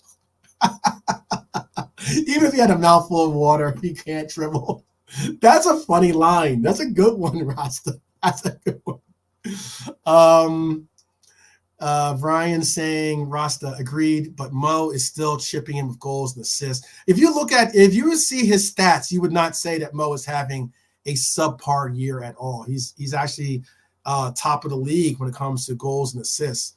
Mo at his worst still gets numbers. That's true. That's true. And Red for Life is saying to Rasta, he hasn't dribbled anyone proper really since those City and Watford worldies. I would say that the best dribbling display of putting a player in a spliff was when we saw Mo last year perform against Manchester United. That Man U game when he put the butcher in a spliff and made the butcher into a vegetarian, I thought was easily the Mo of old. That was a Mo with confidence, a Mo with just pure filth, ready for all those that were in his crosshairs. And again, Mo is saying it's just frustrating. I'm going to put Mo in as a below average.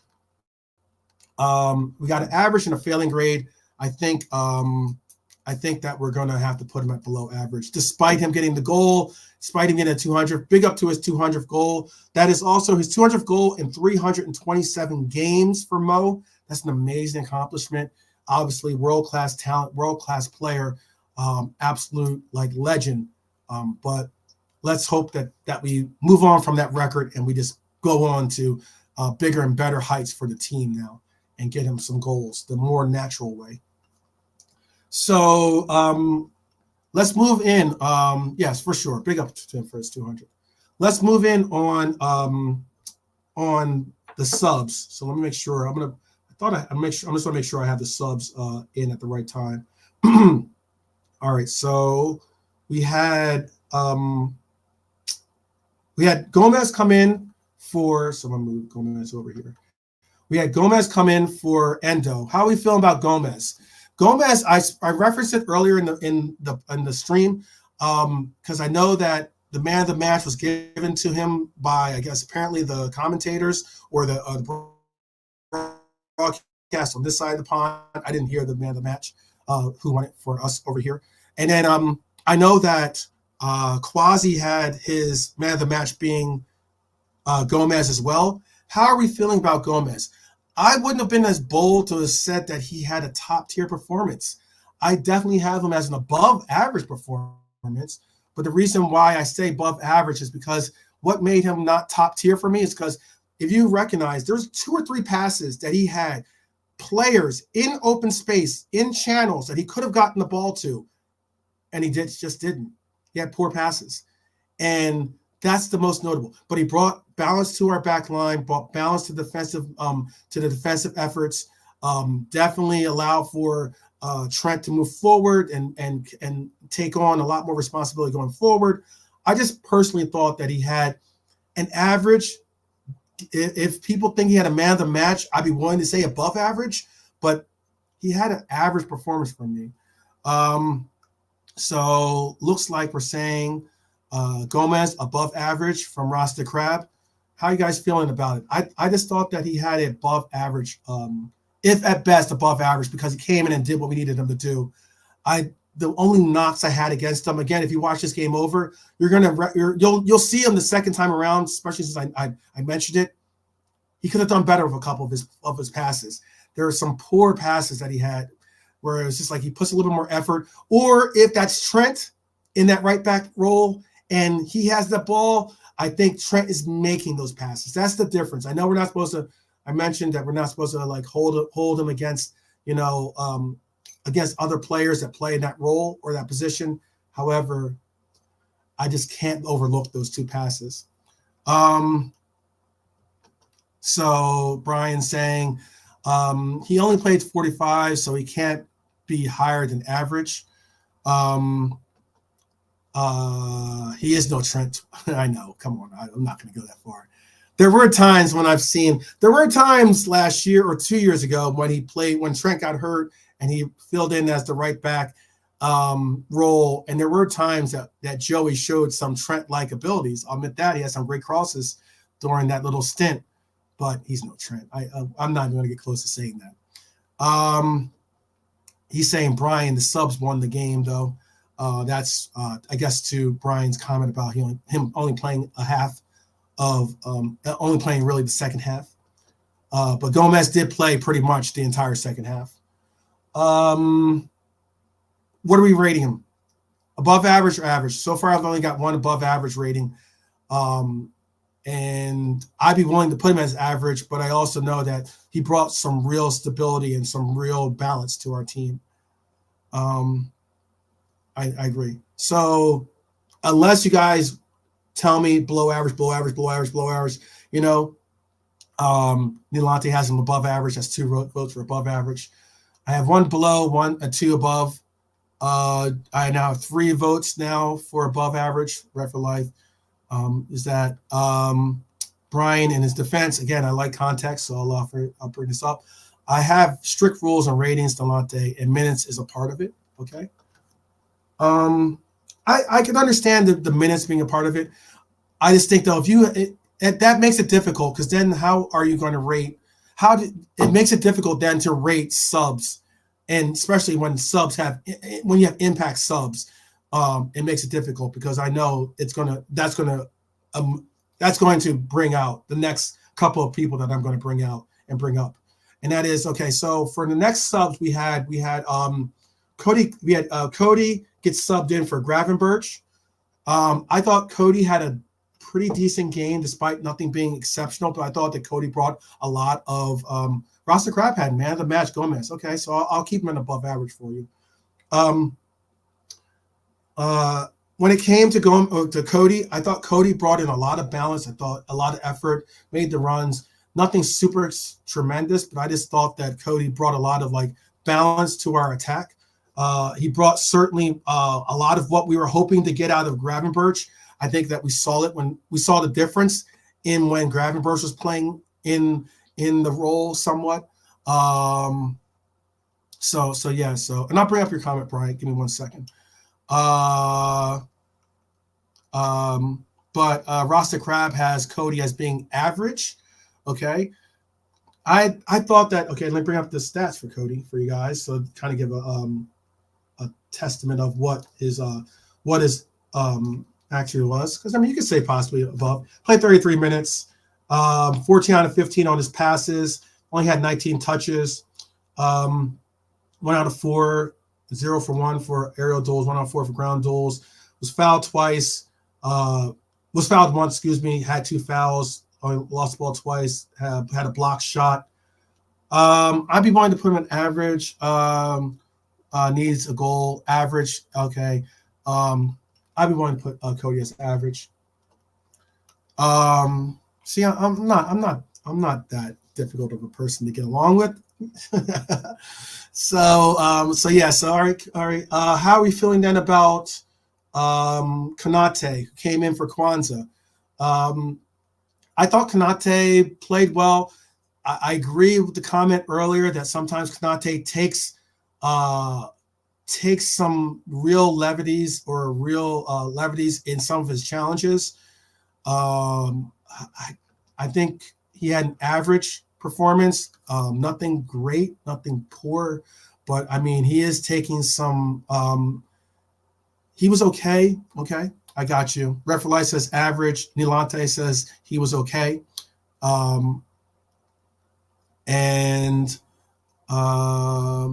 Let's see. With the added time, for all the added extra time this year, though, you'll definitely see subs have a bigger say. You can come on at the 80th minute and still get 20 minutes. That's spot on, Brian. Spot on.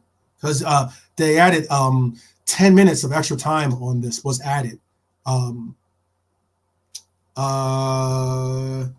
Let's see. So I would say Ibu as an average is the accurate call for that. And who else got in? Curtis Jones got in for Dominic, and also Elliott got in for Nunez right after. In the 74th minute, Elliott came on. In the 73rd minute, Curtis Jones came on. So for Curtis Jones, how are we feeling about Curtis?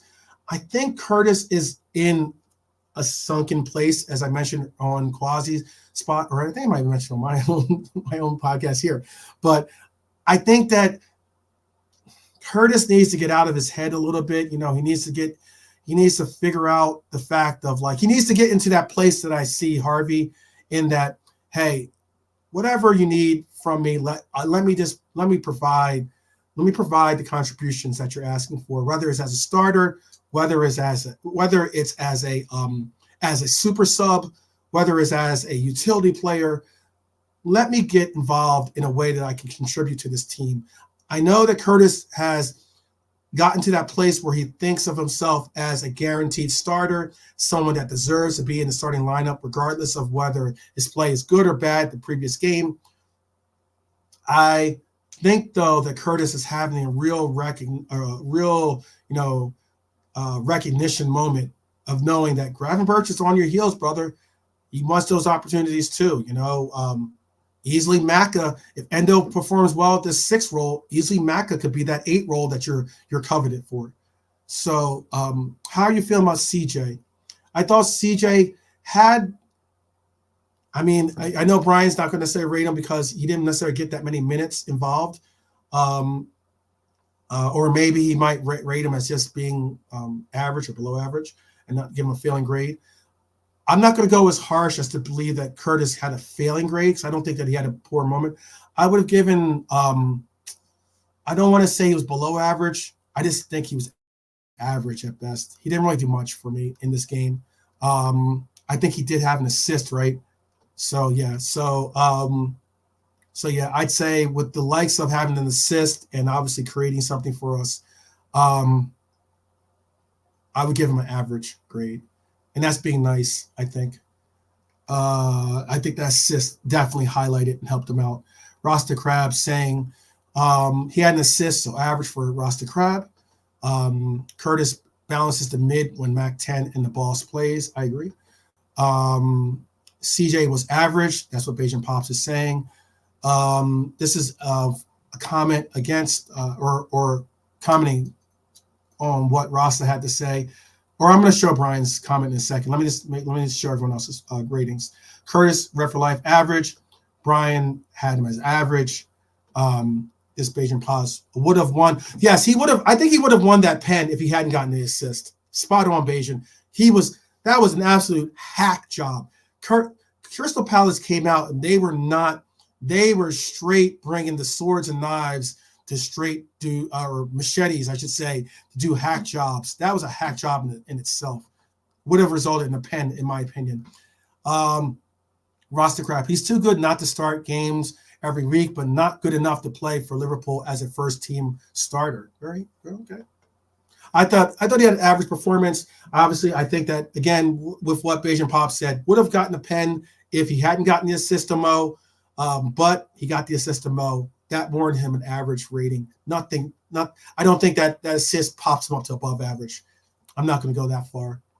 What are we feeling about Elliott?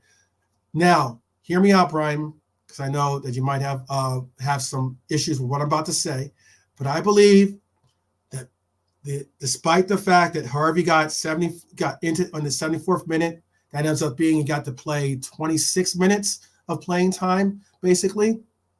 I still believe, actually 27 minutes, because we went over the 10-minute mark. I still believe that Elliott deserves to be in that top tier performance. I get that he didn't have a full game. I get that he didn't have the minutes that amounted or credited to you saying, oh, he has a large sample size to reference from. I'm just going to say this about Elliott. I think that Elliott taking on this super sub role.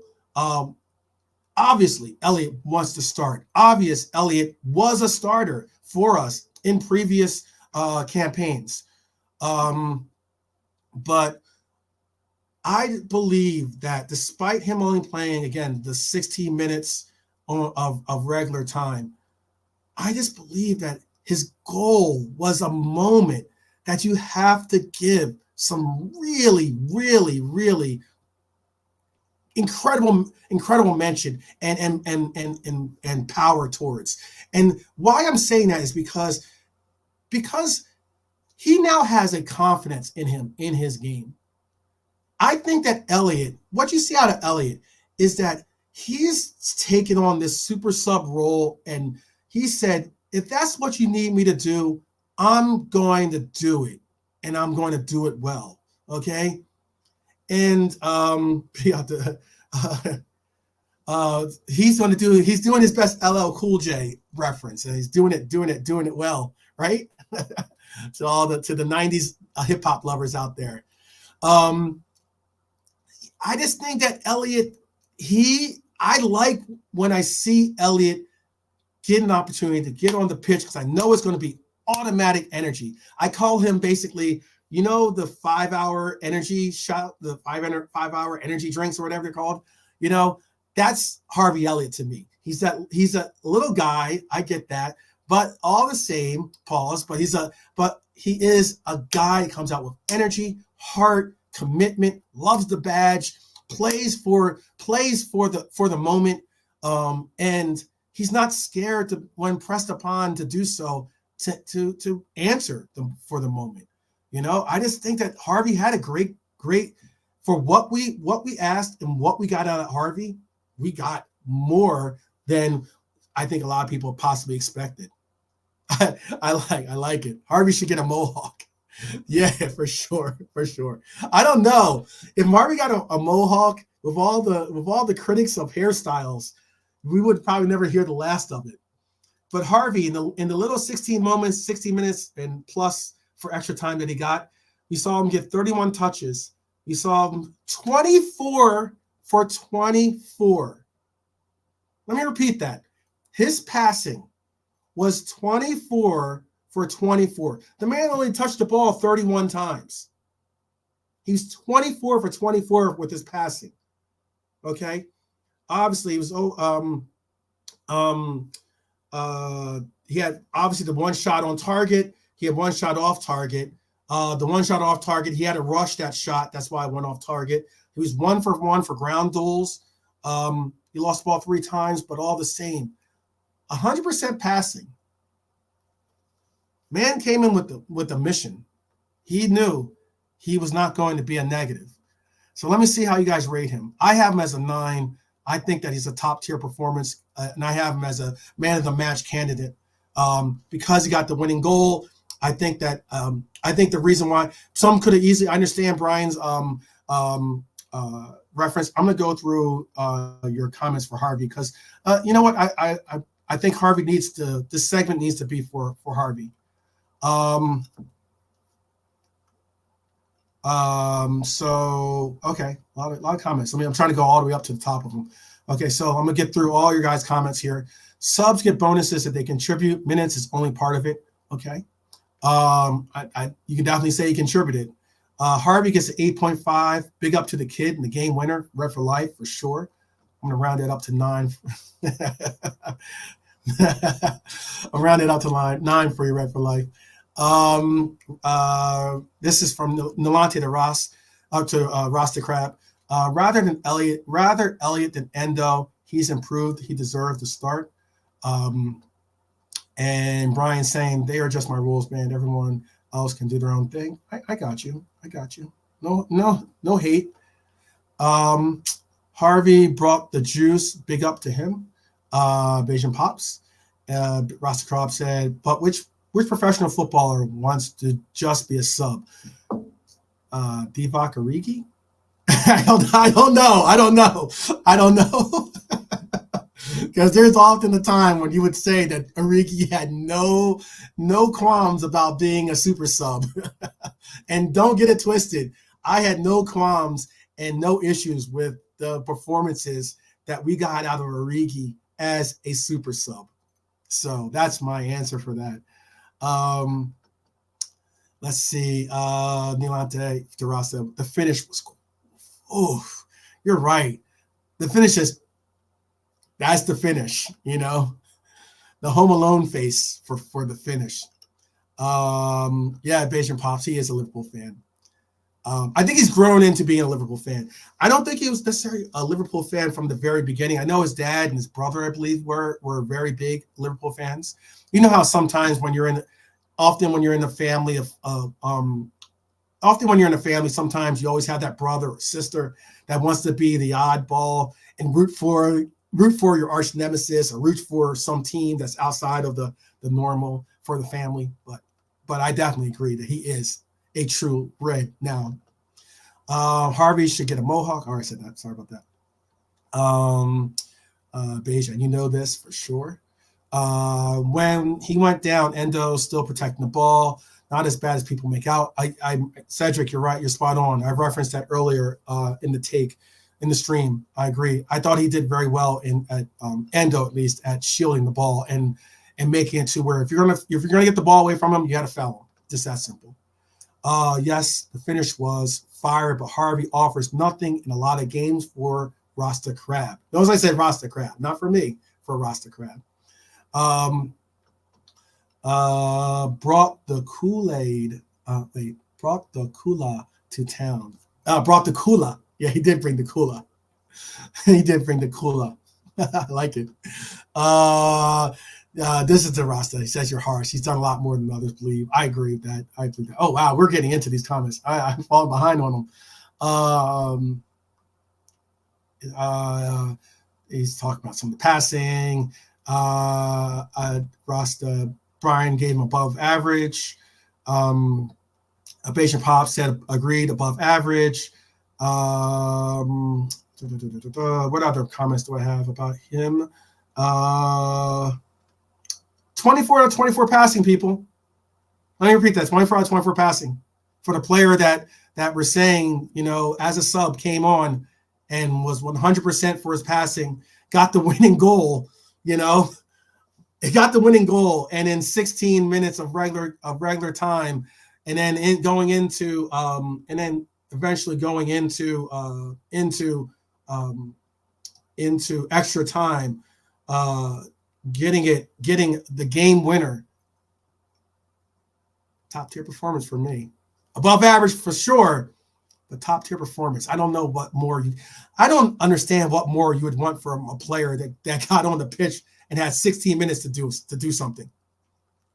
That is top tier performance. If you had 16 minutes and you got into the game and you were 24 out of 24 for your passing, and you were straight energy, straight adrenaline, straight running around the pitch trying to make a difference, and then you create where all you saw around him were Crystal Palace players. It just so happened that none of them did what they were doing to everyone else, what they did to Endo, what they did to all the other players, and that is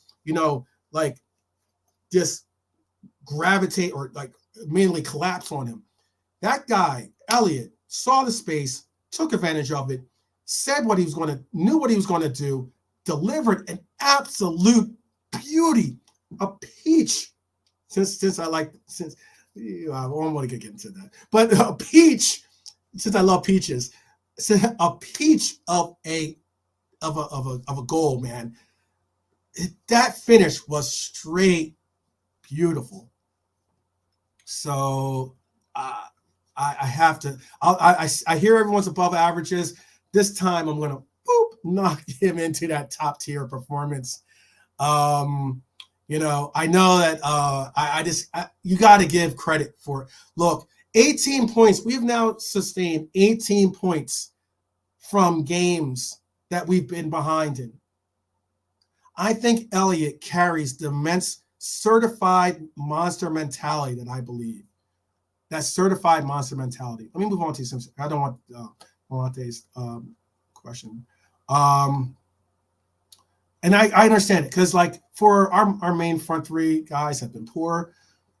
I understand that. Bejan saying agreed, especially in the last 3 games. Lucky16 says, are we gonna rate the unused subs? Because I would give them a 5 for being there front row pitch. Big up, Lucky. I like you, brother. Big up. I don't know what that's for. I got you. Yeah, man. Harvey's here, so say it to his face, Rasta Crab. He's pumped. Say it to his face if you want to say that. But I mean, look, I just think that there's components. Can we just have this quick conversation? There are components since we've gone through all the ratings. Yes, we've done all the ratings. I don't want to miss, because last time I missed Lucho, and I felt so bad that I missed Lucho. I felt so bad. That was I get a feeling great for that. But wow, Rasta, I'm not even putting up that comment. I don't want to start a fight. Because look, I believe, and this is just my quick conversation to everyone, and I believe that we have a team that I believe that we have a team, not saying, the 2019, 2020 team or the teams that we saw go for the Champions League or the team that we saw go for the title, for the league title. But what I can say about this team is that there's certain components from those past teams, certain qualities from those past teams that I see slowly but surely being groomed into brilliance on this team. And that is, there were so many times during those runs from previous teams that we had, that we won major silverware with, where there were games that we shouldn't have won. There were games that we would have been lucky to get draws out of. But for some reason, this team presses to an extent to say, I'm not going to accept that. I'm not going to accept that. Now, I know this is not getting into statistics. This is not getting into the eye test stuff or whatever. This is just going with the vibe and the feeling. And this is just my own personal vibe and feeling with the squad in this particular club, this year at least. And with this club, I like to think that there are components that we see. Obviously, Virgil, Mo, Trent have all gone and been a part of those teams that I was referencing earlier. Those teams that just gave you that, I believe that there's a chance we can get something out of this fixture. There's those players. But there's other players on this team, like your Elliots, like your Codys. There's going to be players on this team, like your Endos, okay, like your Doms, that are like your Nunez's, that are going to be iconic moments for these players. And I just think that, like, I don't know how many times you got to see it happen before you finally say, okay, I'm on board. Okay, I understand that, that, what is that? You've lost that loving feeling style thing, you know, like you kind of feel it again, you know.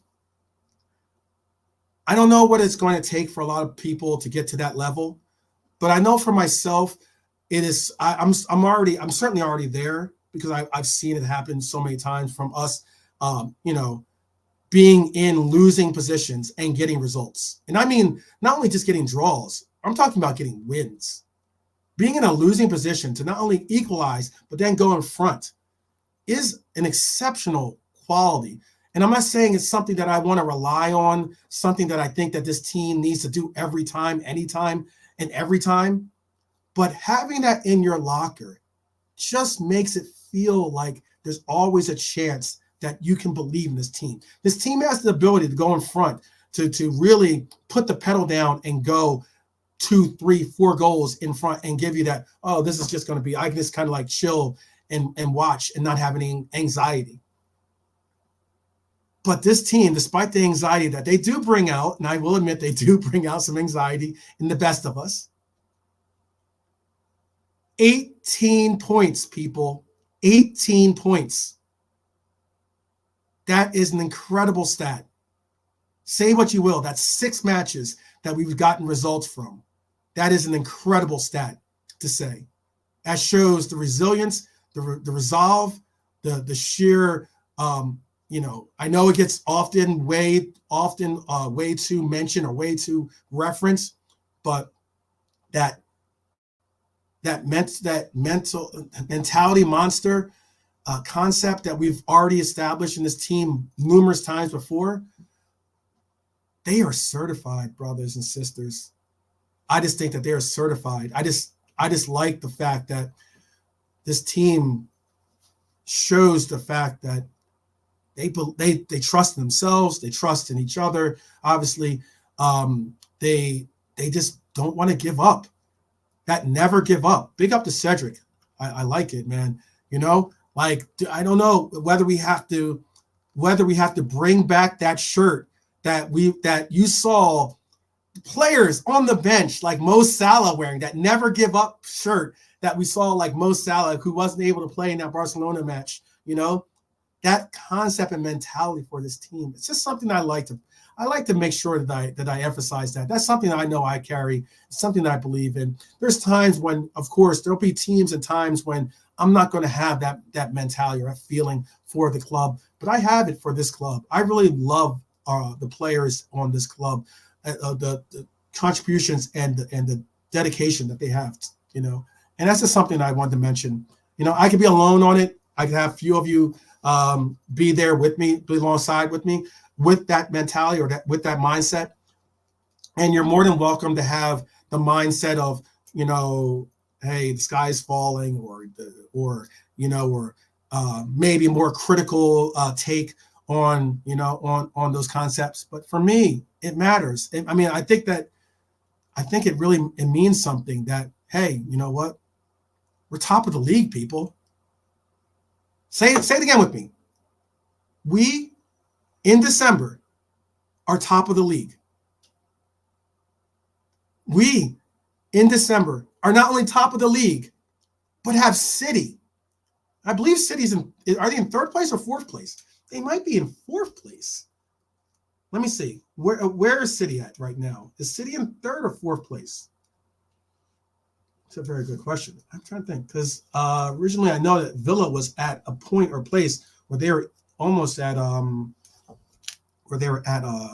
believe they were at, yeah, I am right. Okay, TK, thank you for the help too.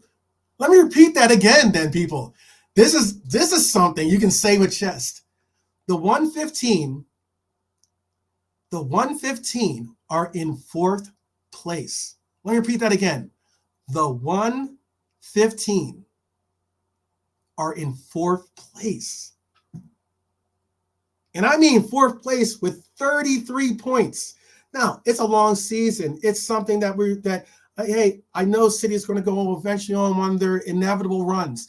I'm not saying City is out of it. If anything, I'm saying City is well far in as being a contender for this, But it just feels so right and so good to say the 115 are in fourth place. I could care less who's in front of them because I hate the Gooners. Okay, I could care less who is in front of them. It could be United for all I care. United could be in third place for all I care. As long as City are in fourth place. Oh, so good. So good. It's like this is my sweet Caroline moment. Okay. This is definitely my sweet Caroline moment. So good. So good. Right? Is that how it goes? I don't know. If I'm wrong on my karaoke, I have my karaoke moments, But yeah, people, we're looking at Liverpool, top of the league, 37 points. Arsenal, 36. Villa, 35. 115 at 33 points. 33 points. And you have Tottenham, the Spurs at 30, and United at 27, and Newcastle at 26, and Brighton at 26. I think that this year is going to be a very, very interesting year. I'd love to hear you guys if you guys think different, but I know we've progressed and everything. Let's get our man of the match call. Our man of the match, 115 for sure, dog. You know what? That's what I call it. I like how I've mentioned that 115 so many times that I started to see it take. Not all my nicknames get the same due diligence or the same reverence, I should say, with them, But yeah, the 115 is what I reference City as nowadays. It hurt. I think it hits a little bit harder than the Manchester Cheaters. But who we're getting man of the match? Let's just knock this man of the match out, and then I'm gonna because I'm well over the 90 minutes of my own. For man of the match, who are we putting on? I'm okay. So we have vote for Roster Crab has Allison as man of the match, hands down. Okay, Bayesian Pops has Allison as man of the match. Okay, I'm gonna say, hey, Harvey. Don't take it too harsh, brother. You know where my vote stands. but okay. Jay Kismet says Allison, man of the match. You guys are killing me. Brian, man of the match is Allie.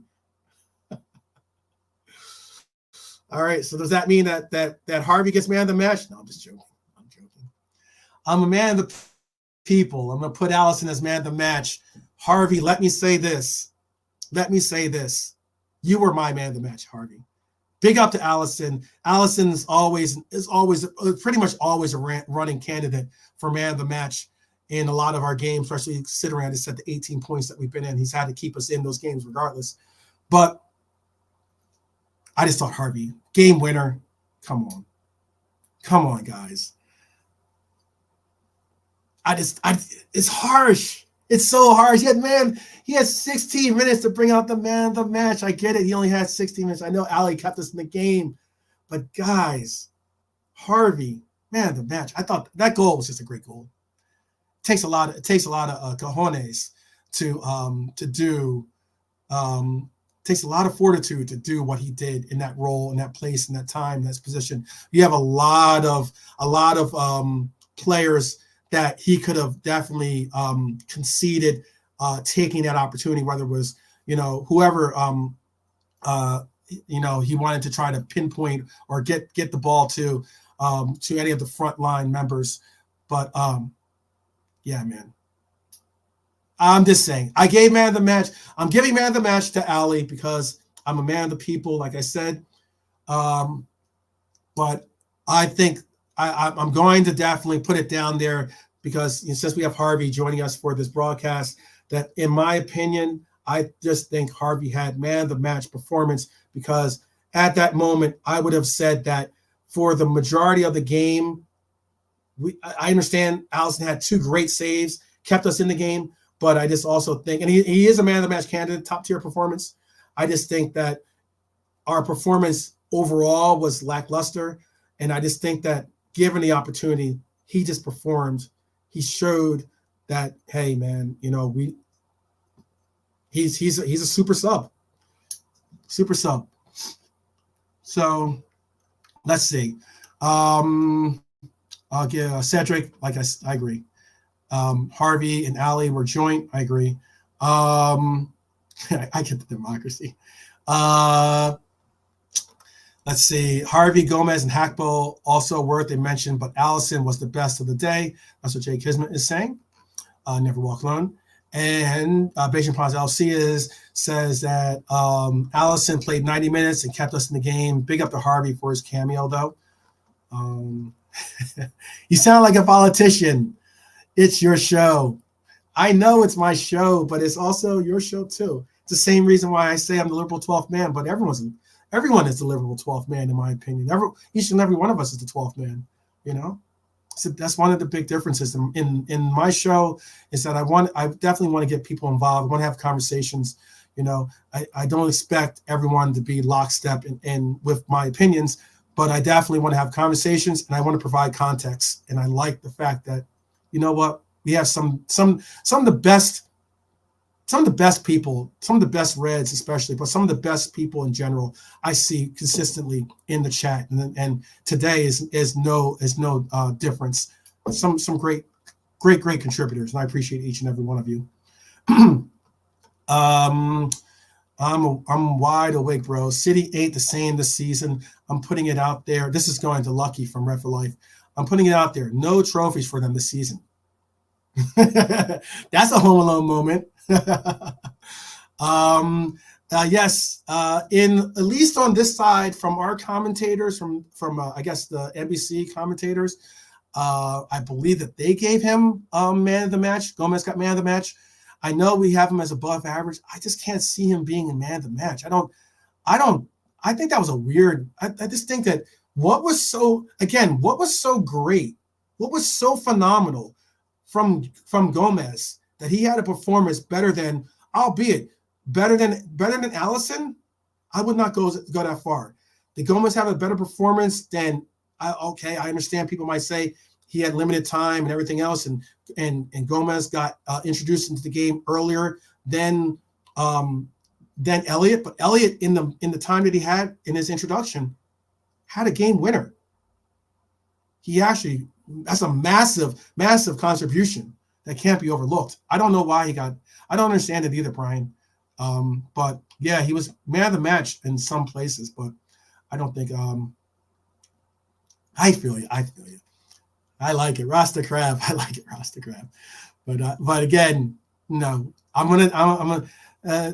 Harvey and I, we're both bigger people here. We're Reds. Always, we walk together. We don't mind it. I think that Harvey had man of the match performance. I personally think I think that game winner. I love the fact that he's embodied the role of whatever we necessarily need him to do it, and I just love the fact of it and everything else. I love the fact that he showed up today. So big up to the chat, big up to Off Man, like and subscribe, people, for sure, brother, for sure. And do the same for Beijing Reds TV as well. I see Beijing Pops, I see Rasta Crab in the chat. We haven't had our touch of negativity from Beijing Angel, but it's all good. Big up to Beijing Angel, of course, Sith Lord, and Beijing Barnes as well. Big up to you as well out there. Yeah, man, I'm gonna give it. I'm gonna give it to Allison as the man of the match. Again, Harvey, don't yell at him, Harvey. I get it. You're my man of the match, Harvey. Just know that. But yeah, I thought it was a good game. I thought it was a good game in that we got the result that we necessarily needed. At times, I would love to see beautiful football, like fluidity. I would love to see the flow of the game go, everything, all the things, all the nuances that we all want to say and take. But realistically, I just think that the results are and the end thing is the results matter. That I don't think we can get an argument on. The end is what we get at the end is what matters, and that is whether it's a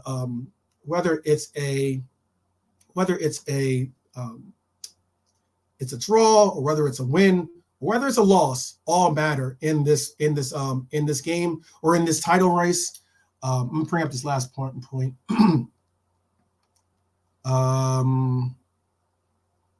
Let's see here. This is from Red for Life to Lucky. He's saying, I don't know what that word is, but it's blinding my judgment, but just got this feeling this year. I agree. Maybe I'm just less pessimistic this season, which I like to see. You know, I like to see a little bit of optimism in all of us, you know, this season. And don't think, I know that having optimism is a surefire way to be let down, you know, and I get that. I know for myself, I was certainly let down when we didn't get the point total that I was hoping that we could have gotten. It would have ended up not resulting in us because of the goal differential would have ended up killing us anyway.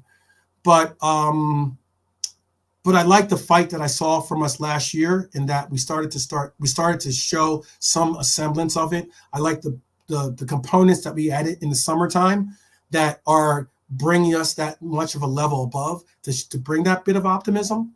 And I just like the fact that the 115 this year, I just like the fact that they're not the same team.